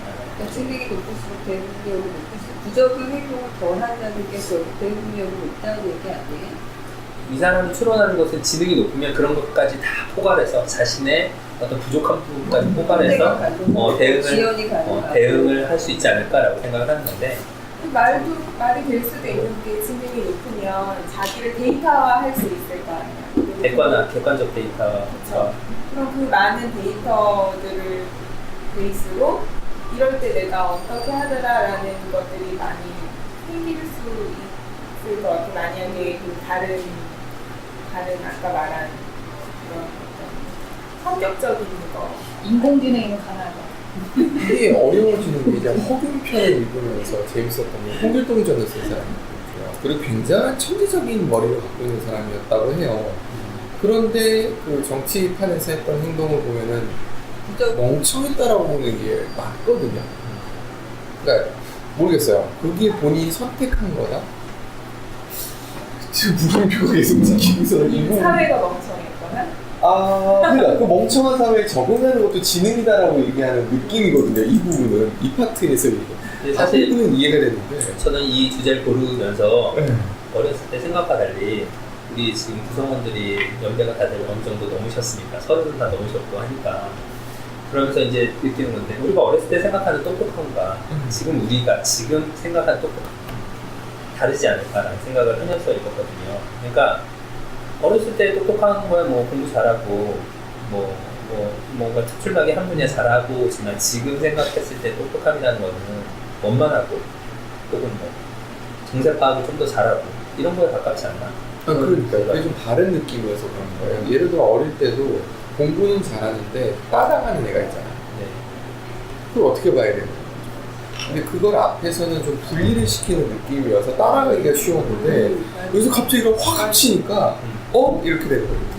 그러니까 그 학사별로 이게 어느 학사는 세분화시키고 이렇게 어느 학사는 그런 약간 그런 좀 더 이건 읽어봐야지 이해가 될 것 같아요. 이 파트. 읽으시는 책 중 그 책에서 네. 또 재밌는 사례가 그런 또라이 천재가 있는. 하인만이라는 사람도 완전히 또라이인데. 아 그래요? 네, 완전히 또라이더라고요. 되게 물리학자로 유명한 사람. 네, 근데 완전히 또라이더라고요. 하는 행동을 보면. 어떤 면에서 그런가요? 뭐라고 해야 되나? 그러니까 남들이 보면 괴팍하다는 행동들을 하고 다니는 사회 거예요. 부적응자로. 네, 그렇게 보이는 행동을 하는 거예요. 저는 사회 부적응이야. 예를 들면 예를 들어서 브라질을 가가지고 애들을 교육하는데 교육 시스템이 잘못됐다고 느꼈어요.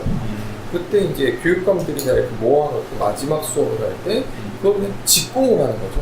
아 그 사람들한테? 네, 수업자를 얘들이 멍청한 게 아니라 이때 교육 시스템이 이렇게 만들었으니까 애들이 이렇게 멍청하잖아 이런 식으로 그냥 돌직을 던져버려요. 그럼 당연히 걔들은 싫어할 거고 다시 초빙은 안 할 거고 허균이 꿈꿨던 게 홍길동전에 나오는 율도국인가요? 그걸 꿈꾸면서 갔는데 결국은 허균이 그러다가 능지처참을 나왔거든요. 실제로? 실제로. 아 그래요? 본인 능지처참 이렇게 밟고 그냥 능지처참 당해서 죽거든요. 그거 보면 분명히 똑똑했는데 멍청했던 거죠. 신념이 앞서서 그런 거 아니었을까요? 근데 정말 똑똑했다면 사회적 지능까지 갖추면서 그거를 해결했어야 되지 않느냐. 그럼 왕이. 전지전능한 신의 영역이지 않을까요? 내가 여기서 얘기하는 게 좀 그런 느낌이라서 그러는 거예요. 그런 식으로 따지면 조광조 같은 경우도 중종의 마음을 잃는 듯 하다가 놓쳐버리면서 결국은 파직당하는 형태를 보여주면 여기서 얘기하는 조광조도 사약을 먹진 않은 걸로 지금 아니다 사약 사화 먹었다 때문에 사약 먹었다 맞아 사화를 당해서 죽죠. 그래서 왕이 안 만나 주거든요. 그런 거 생각해보면 물음표가 계속 이렇게 접근하긴 좀 얘기 좀 다른데 저는 그런 그 조선시대 천재를 이렇게 꼽으라고 이렇게 생각을 했을 때 네. 저는 가장 떠오르는 정도전입니다. 정도전이 그렇죠. 그러니까 정도전이 체계를 만들었잖아요. 맞아요. 그러니까 그리고 그 체계 안에서 그 신하들이나 뭐 왕들이 계속 네. 그런 뭐 이렇게 방쟁을 하든 뭘 하든 신권이랑 왕권이 계속 부딪히고 했으니까 저는 틀을 만들고 시스템을 만든 사람이 쪽으로는 천재. 더 천재가 그런데 영향이 더 오래 미치. 방석이를 세자로 세우는 거에 대해서 동의한 거에서는 우리 이방원을 힘을 무시하는 입장에서 보면 멍청한 이렇게 되는 거거든요. 왕권을 가방하는 자에게 신권을 강조했으니까. 네, 그러니까요. 그러면 죽겠다는 거죠. 맞아요. 네. 이방원이 세력이 써지는 걸 모르지 않았을 텐데 뭐지? 이런 역사 보면서 그런 생각 되게 많이 해요. 그 이것도 좀 다른 얘기인데 갑자기 역사를 너무 통합적으로 얘기해가지고 이해가 안 가서. 우리다. 네. 네 알겠습니다. 사실 좀 다들 좀 지루해 하실 것 같아서 딴 얘기를 꺼내고 싶었어요. 이거 안 하고요? 아니요 지금 계속 할 건데요. 잠깐 쉬는 경험하면서 딴 얘기를 한 거죠. 자 4번으로 넘어갈게요. 이제 여기서는 이제 원래는 장애인들을 멍청이 낙인 찍는 사회의 어떤 시스템에 대해서 얘기하는데 사실은 우리나라 이제 특수교육에 대해서 잘 몰라서 우리나라가 어떻게 될지 잘 모르는데 미국 같은 경우에는 그게 좀 세분화돼 있고 체계가 잘 잡혀 있는데요. 그런데 어쨌든 간에 어떤 장애인이라고 이렇게 딱 규정하는 순간 우리는 그것도 이제 학습장애 같은 경우에는 멍청하다라고 분류를 하잖아요. 근데 여기서 이 사람이 말하고 싶은 거는 우리가 알고 있던 많은 유명한 사람들도 어떤 부분에서는 학습장애를 앓고 있었다라고 얘기를 하는 거예요. 그러니까 다빈치가 정말 글씨를 못 쓰고 철자법도 막 틀리고 아인슈타인은 헬셈을 잘 못했다거나 아니면 모차르트가 막 굉장히 막 발작적인 행동을 하는 것들은 어떻게 보면 우리 지금의 판단에 있어서 다 병증에 해당되는 학습의 장애, 행동장애 이런 것들 다 갖고 있다라고 평가될 수 있는 것들이었다는 거죠. 그 당시에. 난독증을 갖고 있었던 천재들. 네, 뭐 그런 사람들이라든가. 근데 이제 우리가 그런 사람들을 장애 혹은 뭐 멍청한 어떤 분류를 딱 선을 긋는 순간 기회가 많이 줄어들고 그런 경우가 있으니까 뭐 그런 면에 대해서 좀 주의하자 이런 측면에서 얘기를 좀 하는 것 같아요. 여기서 장애라고 한다는 건 학습이 어렵다는 걸 얘기하는 거 아닌가요? 그렇죠. 이제 학습 장애라고 얘기를 했으니까 학습 어떤 특정 분야에 있어서 학습이 노력한 만큼 성과가 별로 없을 때. 네, 약간 좀 다른 느낌이 드는 게 그 주변에 이제 장애 아들을 교육하는 분이 계셔가지고 물어본 적이 있어요. 어떤 마음으로 하느냐고, 얘가 완치될 수 있다라고 생각을 하느냐고 하면은 그렇지 않다라고 얘기를 하더라고요. 그러니까 지금 여기서 얘기하는 건 약간 제 느낌이 뭐냐면 아까 영어 얘기하셨잖아요. 저도 영어 되게 못하거든요. 영어를 못하는 거를 저 같은 경우는 수학적인 논리로 영어를 해결해버리는 케이스예요. 네. 그러니까 일반적으로 영어 잘하시는 분하고는 다른 거죠. 그래서 그거에 대한 장애를 좀 느끼거든요. 이건 어떻게 보면 다른 학습적인 능력으로 내가 안 되는 걸 커버한 거를 얘기하는 건데 어떤 장애는 그 자체가 안 될 수도 있다라는 생각이 드는 거죠. 예를 들어서 맞나? 포레스트 검프 같은 경우에서 영화에서 나오는 그 주인공 같은 경우는 어떤 일정 이하잖아요. 근데 그 정도는 괜찮은데 그거보다 더 낮은 경우도 있거든요. 제가 생각하는 것도 그런 게 있는데 왜 그 장님들은 촉각과 청각이 예민해진다고 하잖아요. 네네. 그런 것처럼 사람이 어떤 자기가 발달된 어떤 부분이 있으면 네. 그 부분을 이용해서 부족한 부분을 채우려는 그런 거는 누구나 다 한다고 생각해요. 맞아요. 어떤 부분에서. 맞아. 근데 그렇게 됐을 때, 근데 이제 거기서부터 이제 그게 정말 발달이 잘 돼서 다 커버할 수 있는 사람이 있고, 아니면 그게 안 되고, 전반적으로 다 부족한 상태로 남아있는 수도 있고. 그 정도가 아니라 아예 안 돼요. 저는 그거보다 더 낮게 보는 거죠. 그렇죠. 물론 그렇게 되면 우리가 이제 주제를 바꿔야겠죠. 근데 이제 여기서는 그냥 대체적으로 우리가 우리 스스로에게도 어떤 학습 장애적 요소가 있지 않을까. 그 부분에서 멍청하다고 판단하는 그런 부분도 한번 생각해 볼 수 있다. 이게 멍청한 게 아니라 내가 그 부분에 학습 장애가 있거나 아니 그 사람이 그 부분에 학습 장애가 있거나 그거는 사람마다 개인차가 있을 수 있는 그러니까 이해하고자 하는 그런 부분에서의 논의인 것 같아요. 여기서 심리학적인 부분에서 똑똑한 사람을 기준으로 둔다라는 전제를 보면 되는 거죠. 그러니까 똑똑한 사람도 학습 장애를 갖고 있는 부분이 있을 수 있다는 이야기입니다. 그래서 이제 결국 누가 장애인고 정상인가 이 부분은요, 결국 아까 포레스트 검프 얘기를 하셨지만 검프는 그렇게 똑똑하진 않지만 결국 삶은 되게 잘 살잖아요. 그런 거에 가서 정말 머릿속도 똑똑하다고 날보기도 한 사람들이 되게 힘들게 산 사람들도 있는 걸 보면 과연 지능이 삶의 행복과 그렇게 연관이 되는 걸까? 뭐 이런 의문을 제시하게 된다. 뭐 이런 거죠. 자, 다음 장으로 넘어가거든요. 이거는 이제 약간 학문적 지식과 능력과는 다른 경영의 측면인데 이거는 우리가 생각하는 것들 중에 그런 게 있어요. 그러니까 저마다 다들 자신들의 분야가 다 있으실 텐데 그러니까 자기가 이 부분은 자신 있고 혹은 뭐 직업으로 삼고 있고 그런 잘하는 분야가 있잖아요. 그러나 상대적으로 잘 못하는 분야도 그러니까 그런 문제점을 느끼는 분야도 있을 수 있다고 생각해요. 그래서 그 경우에 여기서는 약간 몇 가지 요소가 더 추가돼야겠지만 보통 우리는 저는 이렇게 좀 이 부분을 어떻게 이해했냐면 이 파트를 어떻게 이해했냐면 우리는 자기가 익숙한 논리 체계 안에서 잘하는 것들을 그 논리 체계를 다른 분야에도 적용을 시켜서 해결하려는 시도를 자주 한다라고 생각해요. 공부를 잘하는 학생은 새롭게 받아들이는 어떤 그 환경에서 내가 공부를 하고 학습을 통해서 이 문제를 해결할 수 있을 것이라고 생각을 하는 그런 경우가 많다. 근데 실제적으로 보면 그렇지 않은 경우, 인간관계나 다른 것으로 문제가 해결된 경우가 더 많잖아요. 네. 이제 그런 것들에 해당되는 거죠. 그래서 또 여기서는 이제 학문지능으로 해결할 문제가 있고 실질적으로 해결될 일상생활의 문제가 따로 구분된다는 건데 일단 학문지능으로 해결돼야 하는 거는 정확하게 정의할 수 있고 다른 누군가가 객관적으로 제기할 수 있고 문제 해결할 때는 필요한 정보를 내가 찾으면 얻을 수 있고 답이 뭐 하나 이렇게 딱 정해져 있고 여러 가지 방법을 통해 해결할 수는 있는데 일상 이거 제가 옆에 이렇게 있다 이거는 이거 못합니다. 일상생활 경험과 관련이 없고 그러니까 완전 추상화시켜서 논리적 구조만으로도 문제를 해결할 수 있다. 이런 것들 학문지능으로 해결할 문제라고 한다면 실질적으로 해결해야 될 일상의 문제는 좀 뭔가 애매모호하게 정의하기도 좀 어렵고 이게 제 문제인지 나의 문제인지 이걸 어느 정도 비율로서 문제가 돼 있는지 언급하기도 약간 불편한 그런 게 있잖아요. 아니면 문제를 제기한 사람이 문제를 해결해야만 내가 문제를 느꼈으면 내가 해결해야지 다른 사람이 관심을 갖지 않은 그런 상황이고 문제 해결에 필요한 정보 그러니까 정확하게 정의할 수 없으니까 어떤 정보를 얻어야 될지도 모르는 거죠. 그리고 역량에 따라서 내가 이걸 A 그레이드, B 그레이드, C 그레이드 그러니까 해결의 결과를 놓고 봤을 때 그건 남들이 봤을 때 정말 저거는 매우 훌륭하게 해결했네.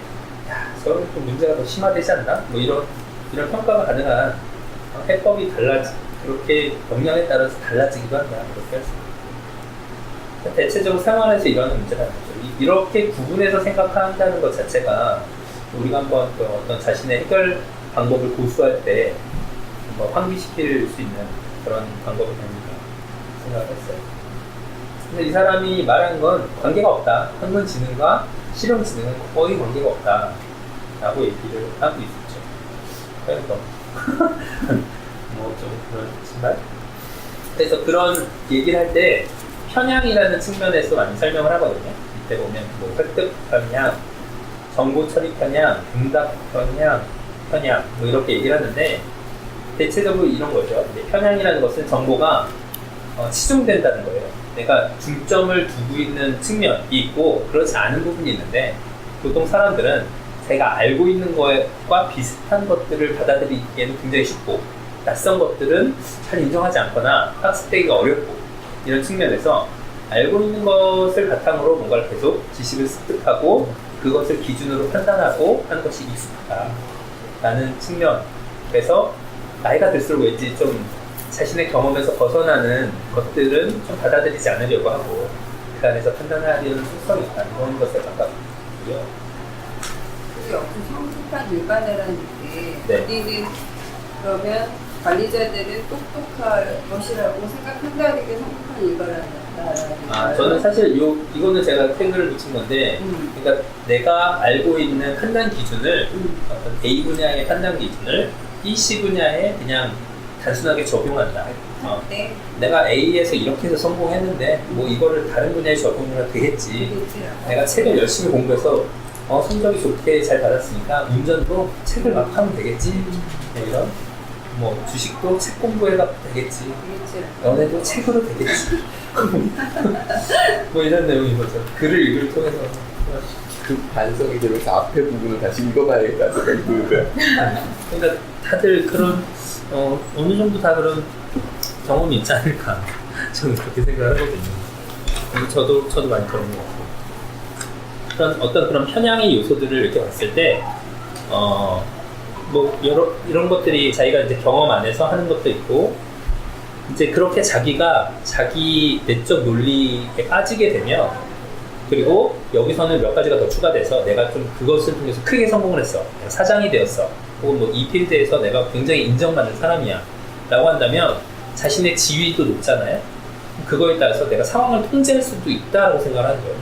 근데 그게 그 사람의 분야에서는 그럴 수 있을지도 몰라요. 내가 무슨 뭐 사장이고 병원장이고 무슨 뭐 학원장이고 뭐 이런 사람이면 내가 그 분야에서 혹은 그 지역까지도 어떻게 영향을 미칠 수 있을지 모르겠지만 그것 벗어난 영역에서 내가 잘못을 하거나 행동을 했을 때는 이건 전혀 다른 거거든요. 뭐 왜 교통 위반을 했는데 내가 누군지 알아? 그럼 그건 무슨 상관이야? 당신이 누군지와 상관없이 당신은 지금 교통법규를 위반했으니까 잡힌 건데 전혀 다른 필드잖아요. 근데 이제 그런 뭔가 영향을 미치거나 통제할 수 있을 거라는 항상 거기서 또 멍청한 행동이 나올 수 있다라는 진짜 자기 밴드에서 붙여도 안 될 것 같아요. 그러니까 네, 자기에 대한 확신이 갖고 있으면은 네. 변화가 적잖아요. 네. 그러니까 다른 변화가 없어지는 거 아니야? 내가 맞아라고 계속해서. 그렇죠. 그게 또 이제 그 뭐랄까 자아도취가 좀 심하면 성장에 한계가 있거나 아니면 뭐 그런 경우가 있겠죠. 뭐 어떤 성취감과 경쟁을 통해서 내가 여기까지는 성장했지만 그 이상에서는 원만함과 아우른 능력과 뭐 그런 것들이 더 필요한데 그걸 넘어서지 못하는 거예요. 오히려 저는 그 아인슈타인 그게 훨씬 더 와닿는 것 같아요. 시험 주성을 하지 않는다 해서 양자할 건 무시해버리잖아요. 사실은 같은 물리학 영역, 지금 얘기한 게 같은 영역에서 사실 앞으로 못 나가는 경우 말씀하시는 쪽으로 저는 받아들였거든요. 그러면은 아인슈타인이 얘기했던 그런 것들이 훨씬 더, 그러니까 내가 A란 분야, 그 이미테이션 게임 보면은 그 뭡니까? 하여튼 그 튜닝, 그래. 튜닝이 자기 분야는 잘했지만 인간관계를 못했는데 인간관계를 잘하기 위해 노력해야 된다는 거 어떻게 보면 실용지능 부분, 항공지능과 실용지능이 좀 다른 분야라면 아인슈타인은 같은 분야였는데 그걸 못한 게 아닐까 이런 생각이 드는 거죠. 같은 물리학이었는데 왜 같은 물리학 분야에서 그런 양자역학을 받아들이지 못했을까? 이런 쪽으로의 멍청함은 좀 다른 게 아닐까? 뭐 이런 생각이 듭니다. 근데 이제 모든 업종의 필드가 저마다 이렇게 좀 이렇게 시간이 지나면서 변하잖아요. 네. 그러니까 뭐 예를 들어 애들을 가르치는 것도 옛날에는 완전 아날로그 강의실과 학생 칠판으로 막 수업을 했죠. 요즘은 뭐 온라인 강의도 많이 듣고 또 들으면 병원에서도 옛날에 진단할 때 의사가 그냥 자신이 배운 지식만을 가지고 진단했던 요즘은 컴퓨터 자료나 다양한 진단 키트를 통해서 한다고 하니까 근데 그런 변화를 잘 받아들인 사람과 그렇지 않은 사람 그런 사이가 쪽이 실용지능이다. 그런 것도 이제 시대를 어느 정도 읽는 그런 게 필요한 거겠죠. 근데 물리학에서의 같은 양재역학은 어떻게 보면은 그거는 수학적으로 푸는 건데 이건 어떻게 봐야 되나 제가 그거는 약간의 신념 체계에 관계가 돼 있는 것 같아요. 신념 체계. 그러니까 어떤 직업을 내가 받아들이거나 나의 전문 분야를 이해할 때 그 안에서 믿음 체계가 있을 거예요. 예를 들어 똑같이 아이를 가르치는 학원 강사가 있다고 했을 때 어떤 사람은 나는 돈을 많이 버는 학원 강사가 되고 싶어. 근데 나는 그거는 도리어 어떻게 보면은 실용지능 쪽에 가까운 정의가 애매한 분야라면 지금 물리학 같은 경우는 하나의 답이 있고 정의를 할 수 있는 분야잖아요. 그래서 제가 지금 구별이 좀 헷갈리는 거예요 지금. 아니요 근데 저는 양자역학은 아니지 않아요? 잘 모르지만. 양재역학도 확률로 들어가기 때문에 근데 저는 그렇게 생각하지 않고 사람이 어떤 부분을 공부하거나 그러니까 나름대로 뭔가 이렇게 많이 고민을 하다 보면 그에 맞는 자기가 생각한 예상하는 그런 믿음 같은 게 생긴다고 생각하거든요. 그러니까 지식이 아니라 믿음의 수준으로 넘어가는 어떤 단계가 온다고 생각해요. 그러니까 예를 들어 물리학 같은 경우에도 아인슈타인이 얘기하고 싶었던 건 이 세계는 어떻게 짜여진 뭐가 존재해 그런 믿음이 있었던 거죠 그 사람한테. 그러니까 이 세계는 그냥 단순하게 랜덤한 그런 발생되는 게 아니라 신의 섭리에 따라서 혹은 신이라는 것이 어떤 인간의 형상을 띈 그런 게 아니라 그냥 자연의 법칙이라고 가정을 한다 하더라도 그런 법칙에 일정하게 틀리지 않고 이렇게 딱 잘 짜여진 어떤 개가 있을 것이다라는 믿음 안에서 자신의 이론을 발전시키고 자신의 걸 발견해 나가는 과정이라고 생각을 하는 거예요. 그럼 결국은 물리학을 접근을 할 때 진짜 수학적인 어떤 정의를 갖고 접근했다기보다는 자기 신념 체계로 접근을 했다는 얘기가 돼버린 거잖아요. 근데 맞는 보통 모든 과학자들이 어떤 실험을 할 때 자기가 생각한 가설에 맞는 증명을 하는 과정이거든요. 근데 그 가설은 자기가 그 분야에서 예측하거나 믿고 있는 혹은 이렇게 발전할 거라고 생각하는 그것 안에서 시도를 하게 그러면 되죠. 학문적 지능이라는 이 표현 자체가 약간 애매해지지 않느냐라는 것 때문에 아마 여쭤본 거예요. 저도 사실은 공감을 하거든요. 그러니까 말씀하시는 거는 같은 학문적 경우는. 지능이 그렇게 객관적이지 않을 수 있다라는 네, 제가 말이죠. 그 얘기를 하고 싶었던 거예요, 도리어. 근데 예를 들어 이제 학문적 여기서 말하고 싶은 거는 여기서 비교가 가능한 건 학문적 지능은 추상화의 과정에 더 가깝고 논리적인 과정에 더 가깝고 다른 어떤 일상적으로 여러 사람의 이해를 포괄하지 않는 그렇게 어떤 논리적인 도출만으로 뭔가 해결할 수 있는 문제에 가깝지 않나라는 거고 그렇게 고차원적인 새로운 이론을 제시하거나 이렇게까지는 가지 않는 것 같아요. 그렇게 봐야 된다. 거기서 선을 그어야 된다. 네. 네, 그렇죠. 좀 약간 물론 그 부분도 이게 논의하다 보면 네, 또 그 어떤 학문계도 그 나름의 또 시스템이 또 불합리하거나 합리적이지 않은 부분이기 때문에 그건 또 예술은 이해가 돼요. 예술은 뭐 이렇게 사조가 변하고 하는 철학도 사조 변하는 게 충분히 이해가 되는데. 그러니까 여기서는 그냥 우리가 생각할 때 그러니까 책으로 많이 책이나 추상화시켜서 우리가 어떤 지식을 흡수하고 정보를 한 사람이 일상적인 문제에 닥쳤을 때 당황하게 되는 많은 이유가 책에서는 약간 논리적으로 명확하고 답이 제시됐고 뭐 그런 것에 가깝다면 일상의 많은 문제들은 복합적 요소들이 영향을 미치고 우리가 간과했던 요소가 결론을 좌지우지할 수도 있고 뭐 그런 것들을 다 얘기를 하는 것 같아요. 전혀 관계가 없을 수도 있는데 그냥 궁금해서 여쭤보는데 네. 그러면 똑똑한 사람이 멍청한 행동을 하는 것은 네. 학문적 지능이 떨어져서가 아니라 실용 지능이 떨어져서다라고 봐야 된다. 여기서는 그런 말에 가까운 그쪽다. 네. 그렇습니다. 더 시간은 좀 더 있으니까 더 얘기하셔도 됩니다. 자, 이제 마지막 6장을 넘어가면요.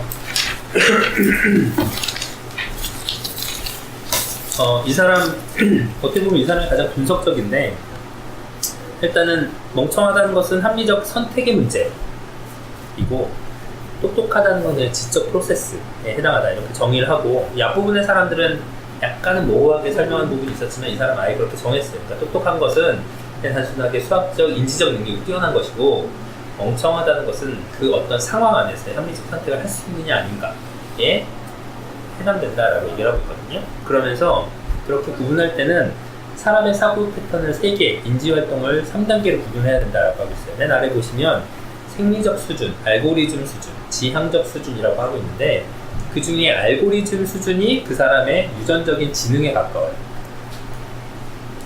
그러니까 어떤 것을 딱 봤을 때 기억력이 딱 뛰어나거나 이 논리성이 뛰어나서 뭐 문제를 굉장히 좀 빠르게 잘 습득하거나 뭐 이런 것이 알고리즘 수준이라면 지향적 수준은 어떤 개인이 살면서 목표와 신념을 자기가 이렇게 갖춰 나가면서 그런 그 자신의 알고리즘의 능력을 어느 분야에서 어떻게 쓸 것인가를 결정짓는 방향성 그런 것들을 다 포괄해서 얘기하는 거죠. 그러니까 이것을 사고 성향이라고 그냥 얘기하거든요. 말이 그렇게 어렵지 않죠. 그러니까 우리가 주로 생각하게 되는 패턴, 주로 관심을 갖고 있는 부분 혹은 뭐 어떤 부분에서는 낙관적으로 생각을 하는 사람이 있고 비관적으로 생각하는 사람이 있다면 어떤 그 정도의 차이 그런 것들을 다 얘기하는 것이 지향적 수준에서 얘기를 하는 것 같아요. 여기서 우리가 합리적인 행동을 한다 안 한다의 판단을 할 수 있는 그런 어떤 사고활동이 일어난다는 거고요. 그 생리적 수준은 그냥 배고프다, 뭐 화장실 가고 싶다 뭐 이런 것에 좀 단순한 그냥 결과로 보고 싶어서 결과로만 보면 우리가 알 수 없는 것이고 보통은 위의 2단계를 많이 비교하면서 얘기를 한다는 거죠. 그래서 보통 우리가 합리적이라고 얘기를 할 때는 이 앞부분은 확실성의 원칙에 따라서 하는데 예를 들어 내가 여기선 예를 든 건 그거예요. 시험을 봤는데 1학기 기말고사를 봤는데 결과가 낙제로 뜰지 합격으로 뜰지 뭐 그거에 따라서 그거에 따라서 이제 재수강 여부가 결정되는데 재수강은 어차피 다음 학기 하거나 뭐 내년에 하게 돼 있어. 근데 이제 내가 여름에는 여행을 가는 티켓을 싸게 파는 어떤 여행사가 들어와서 여행 티켓 싸게 파는데 그럼 나는 어떻게 할 것이냐에 선택을 한다는 거죠. 근데 생각을 해보면 뭐 성적과 상관없이 어차피 재수강은 내년에 하는 거고 떨어지든 합격을 하든 뭐 상관없이 여행은 갈 수도 있는 거잖아요. 선택에 아무런 영향을 미치지 않는데 보통 사람들이 애매한 학생들은 그 선택한 비율이 낮다는 거예요. 그러니까 내가 합격이야 라고 혹은 불합격이야 라고 확신한 애들은 아씨 여행이나 가지, 야 여행을 가자 이렇게 결정을 하는 반면 아 이거 어떻게 되지? 나 떨어질까? 근데 고민하는 애들은 선뜻 이렇게 티켓을 사지 않는다는 그런 거거든요. 근데 이게 합리적인 사고 과정에서는 이게 말이 안 되는 거잖아요. 왜냐면 어차피 재수강 내년에 할 건데 뭐 어떤 결과가 나오더라도 나는 그냥 선택하는 거예요. 근데 생각해보면 우리는 많은 부분 이런 것에 좀 불확실한 미래에 대해서 걱정을 너무 많이 해갖고 현재의 선택을 좀 잘 못하는 경우가 있지 않나 이런 생각에 영향을 미치는 것 같아요. 그래서 이제 그런 것들이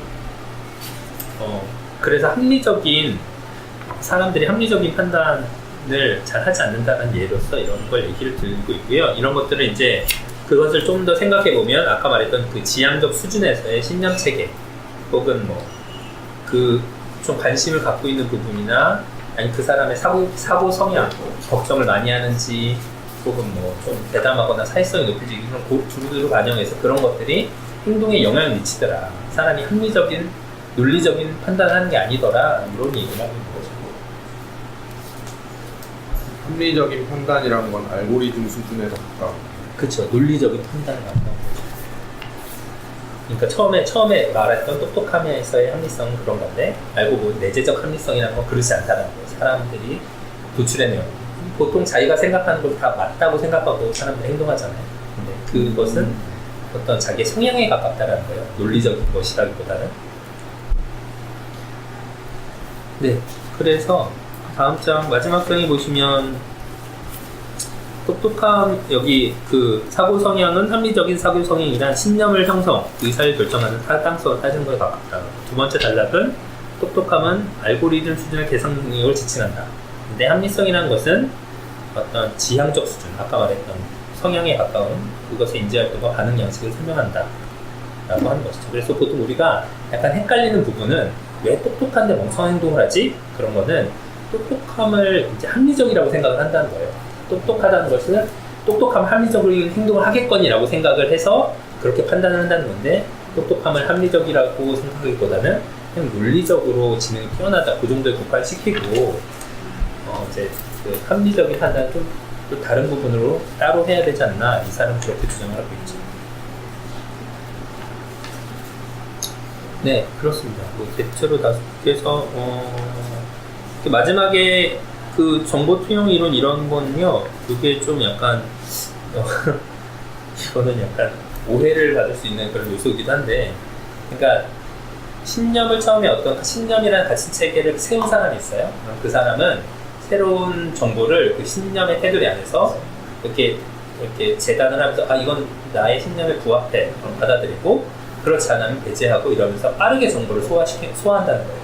근데 그 중에 신념에 부합하지 않는 정보가 너무 많아지면 정보를 받아들이는 게 지연이 되는 거죠. 여기서 선택을 해야 되는데 신념을 수정하거나 정보를 배제한다는 건데 사실은 신념을 수정하는 일은 쉽지 않고 정보를 많이 배제하게 되겠죠.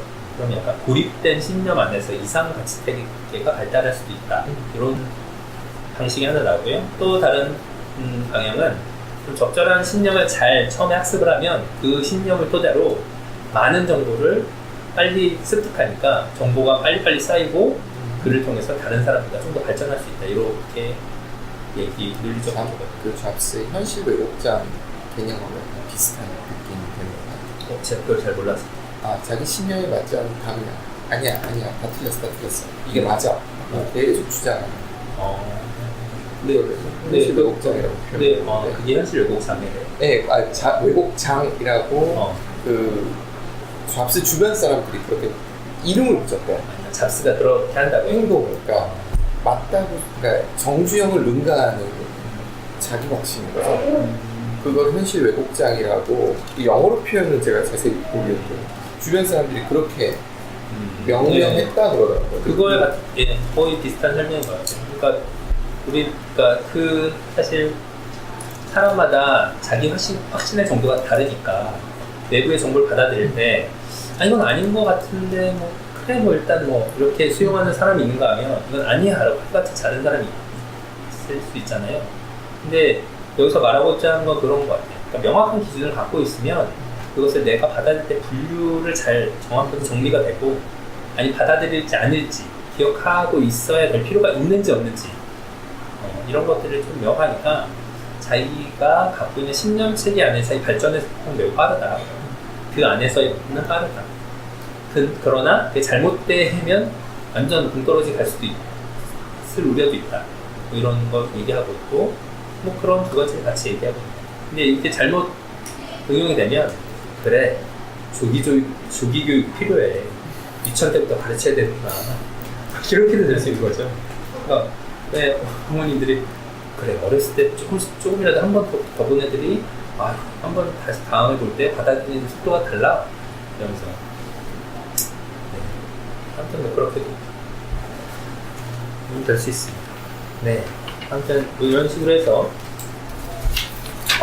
또 개인적으로는 이 책을 저는 이렇게 자기 성찰하기 위해서 책을 골라서 나는 왜 이럴까 이런 입장에서 이렇게 봤는데 나는 똑똑한 사람이라고 지정해놓은 건가요?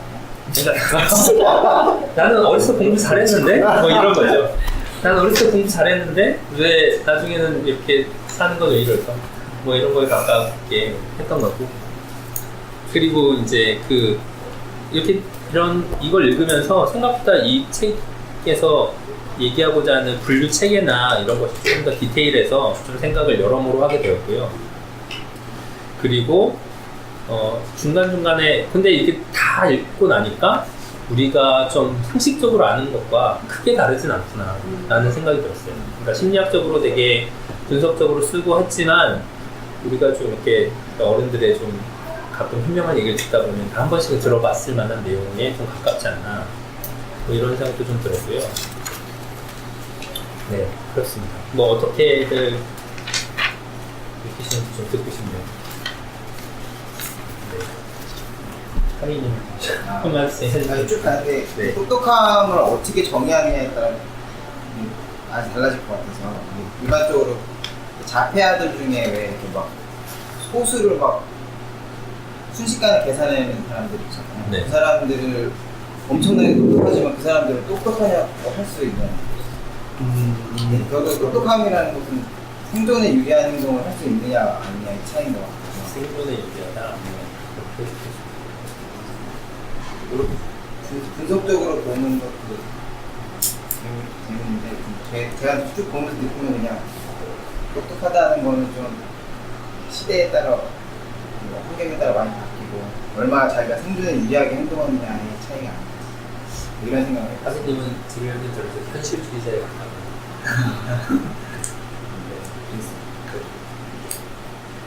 이게 남에서 보는 게 의미가 있는 거예요. 평소에는 이렇게 볼 일이 없어요. 사실은 이렇지 않아요. 네. 이렇게까지 뭐 너무 어려워 이제. 요건 생각했던 게 그 지능이라는 거를 어떤 방송에 나와서 하신 분이 뭐였냐면 위임관계라고 이야기한 적이 있거든요. 무슨 뜻이에요? 이 몸이 다 이제 어떤 생명들의 연합인데 네. 얘네들이 위임을 시켰다는 거죠. 나를 생존시키기 위해서 지능이라는 것에 내가 다 위임을 시킨 거예요. 뇌한테? 예, 그래서 얘가 만약에 옳은 판단을 하면 얘도 같이 사는 거고 그런 얘기를 했던 적이 있어가지고 그런 경제적인 측면 CEO한테 뭐 맡기듯이 그렇죠. 그러면 사람마다 어떤 사람 뇌에 맡길 수도 있고 어떤 사람 다리에 맡길 수도 있고 그렇죠. 뭐 운동 능력에 맡길 수도 있고 뭐 사교 능력에 맡길 수도 있고 또는 뭐 지능에 위임을 막 해야 하는데 생존에 유리하지 않게 멍청한 행동을 할 수도 있는 거죠. 그럼 죽는 거고 그런 얘기도 생각이 났어요. 위임이란 얘기는 되게 재밌어요. 약간 경제학자 겸 생물학자였는데 근데 생물학 이론 중에 원래 그 우리는 단세포에서 다세포로 발전한다라는 걸로 많이 배웠거든요. 근데 이제 최근에 교과서를 제가 얼핏 봤는데 그 세포들이 모여서 개체가 되었다라는 쪽으로 설명하는 것도 책에 좀 실었더라고요.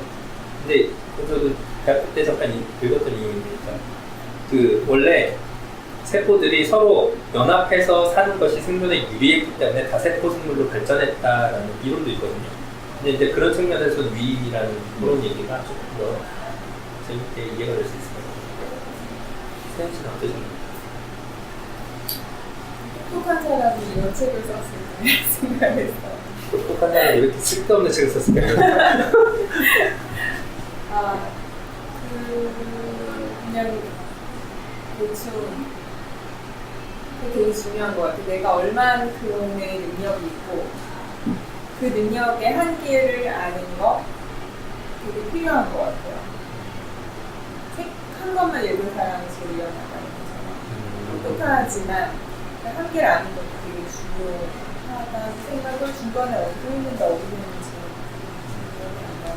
그것도 책에 나와요. 그 내용은 학습의 위험성, 제한된 지식 안에서 판단하는 것이.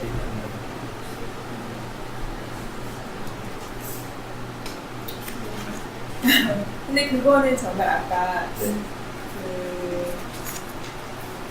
그 마시멜로 그거는 다양한 그런 그 어떤 욕구 충족을 지연시키는 게 그 오랜 기간에 걸쳐서 실험을 했는데 비교적 성공적인 삶을 살더라라는 게 궁금해지기를 하는 것 같아요.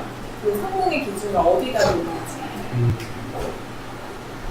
왜 심리학 실험들이 우리가 되게 유명한 게 많잖아요. 뭐 복종 실험이라든가 뭐 그런 것들이 요새는 되게 논란이 많이 되고 있다고 들었어요. 이렇게 과연 그 재현이 가능하냐? 혼자시 했을 때 그 결과가 나오느냐에 그런 논문이 있다는 걸 들었거든요. 그래서 조금 냉목적인 믿음보다는 약간 비판적인 시선을 봐야 되는 게 아닌가 하는 생각이 들더라고요.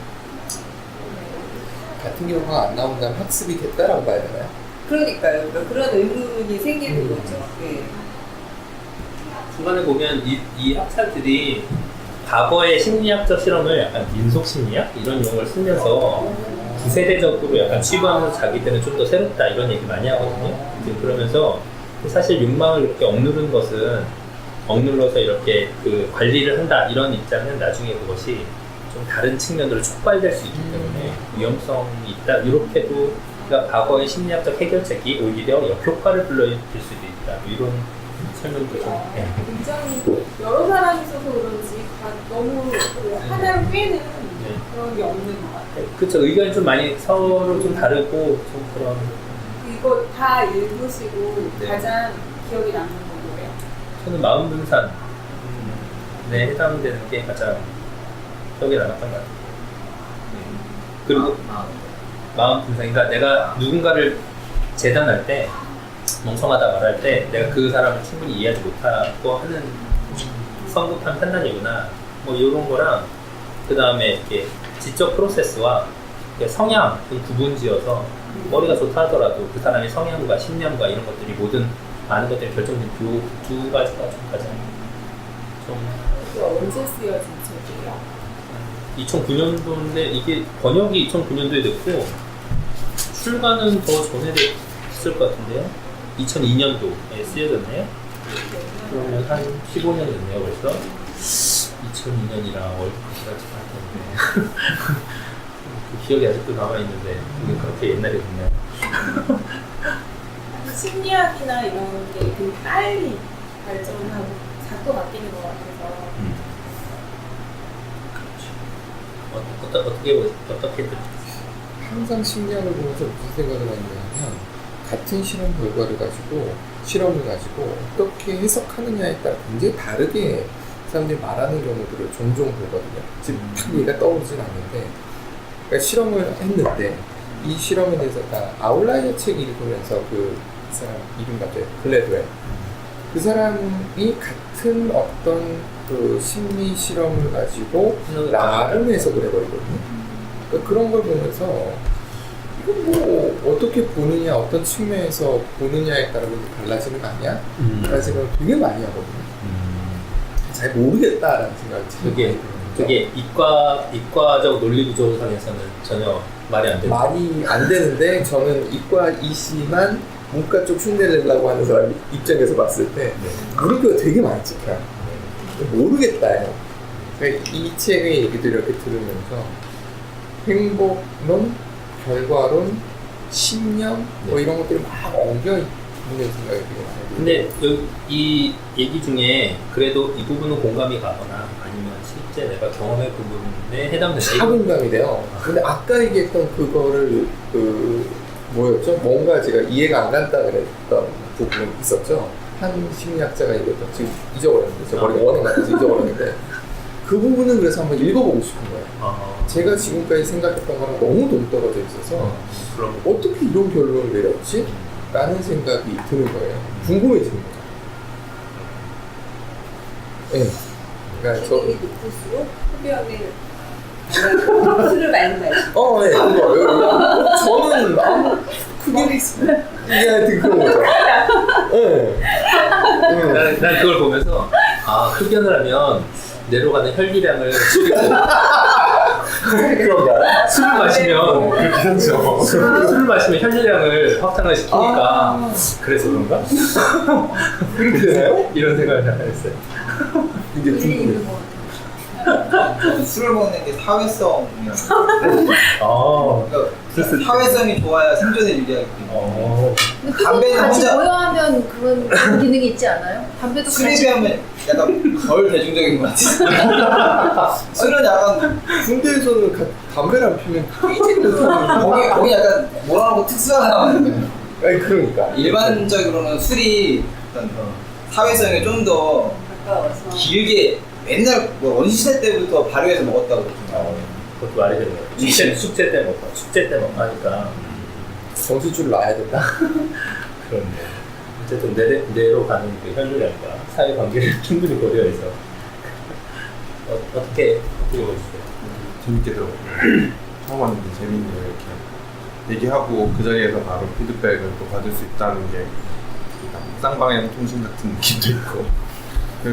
이거 들은 거는 저 제목 자체가 아까도 말씀하셨지만 똑똑한 사람이 멍청한 행동을 한다는 제목 자체가 좀 약간 다르게 생각해야 된다는 거야. 똑똑한 것과 멍청한 것과 현명한 건 다른 거다 라는 걸 다 듣고 나니까 저 제목이 약간 함의하고 있는 것들이 많구나라는 생각이 들게요. 그리고 이렇게 학자마다 이렇게 현명함과 똑똑함과 멍청함을 조금씩 다르게 정의하는 것 같은데 그런 게 좀 잡히는 것도 있어서 저는 이렇게 봤고 한 번 또 궁금한 건 현명함이라는 그런 가치에 혹시 도덕성이라는 걸 들어가는 면이 있는지 책에서 네. 조금 궁금했어요. 저희가 이제 현명함이라는 걸 정의하면서 뭐 어떤 면에서는 억제라는 거 있었고 통찰도 동의를 할 수 있었고 이제 이렇게 나간다면 뭐 사회적 도덕성 같은 것도 들어갈 수 있을 것 같은데 그런 의미가 있었는지 한번 사실 그 궁금했고요. 앞부분에 현명함과 어리석음을 논의한 학자가 있었는데 이 사람이 하는 것은 이제 현명함의 속성 중에 실용 지식 있는 부분과 사회적인 어떤 인식도 약간은 포함하고 있는 거죠. 그래서 현명함은 물리적으로 A는 B는 C다 뭐 이런 게 아니라 그 상황과 그 주변의 분위기와 뭐 이런 것까지 같이 아우르는 좀 약간 바람직한 해결책, 해결 도출 뭐 이런 그렇게 그런 것까지는 언급하고 있어요. 그렇더라고요. 근데 그 다 우리가 다 아는 수준의 얘기니까요.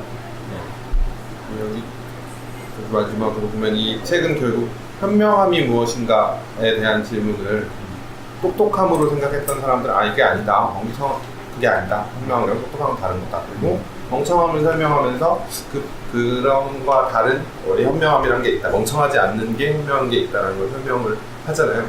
그렇게 설명하는 걸 보면서 결국 이제 인간의 가치 중에 하나를 현명함이라고 얘기를 하고 싶었던 것 같은데 그거 말고 이제 다른 가치들도 있을 수 있고 아까 처음에 예술 얘기가 나왔거나 이런 것처럼 이런 것들도 있을 수 있겠구나 생각이 들었습니다. 어때 있어요? 일단 책 제목이 너무 끌렸어요.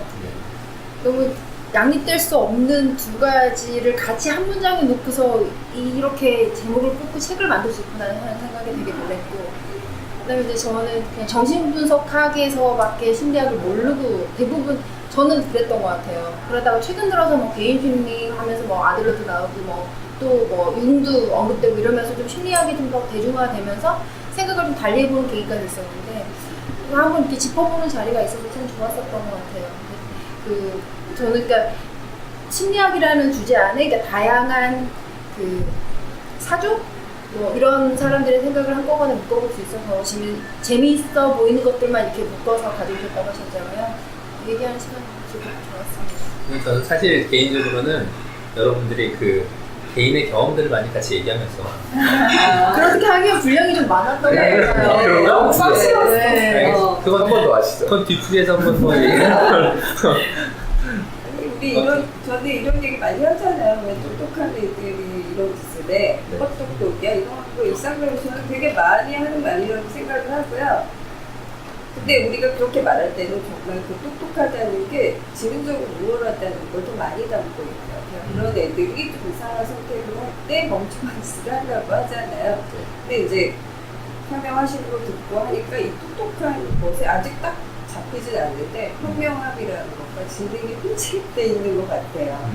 이 책을 안 읽어봐서 모르겠지만 그걸 좀 분리해서 설명한 것도 있고 혼재해서 설명한 것도 있고 그런 것 같고 이 멍청한 것도 바보가 아니라 비합리적인 선택을 한다는 데 더 방점이 찍혀있는 게 아닌가 하는 생각을 하면서 들었고 그리고 저는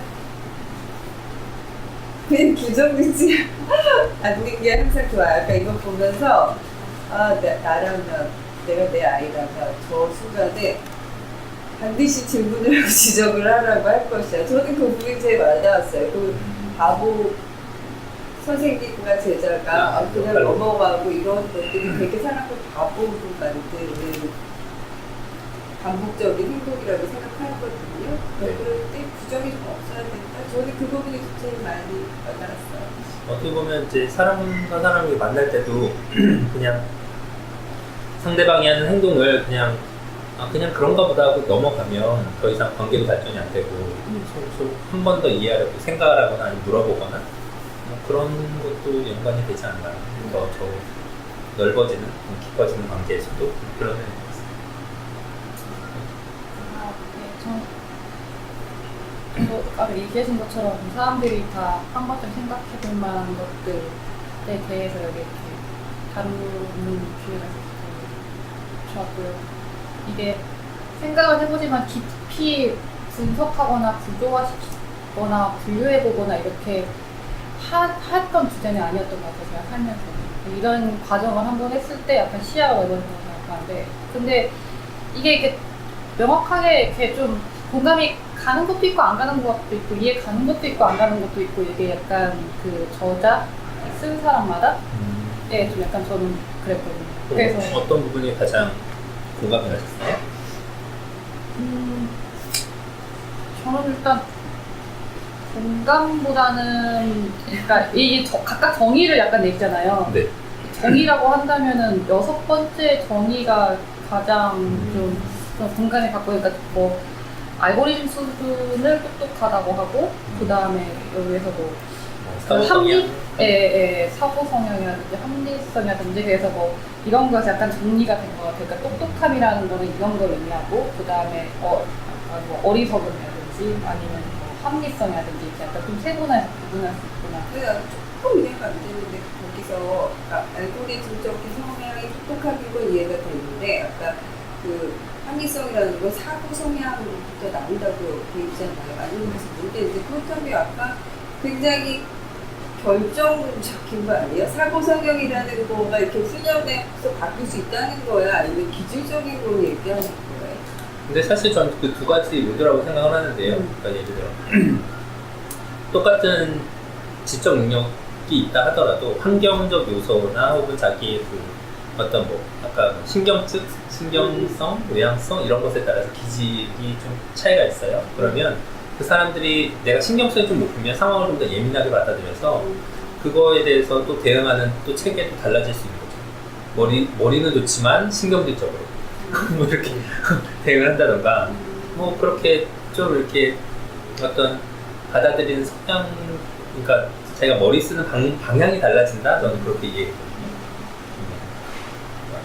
네, 그래서 그 두 단계 구분이 왜 아니면 되게 단순하게 보면 성적이 비슷한 애들이 나중에 알고 보면 하는 일이 완전 다르고 사는 패턴도 다르고 그런 것들 그렇게 단순 비교할 수도 있고. 알겠습니다. 네, 그러면 뭐 오늘은 여기까지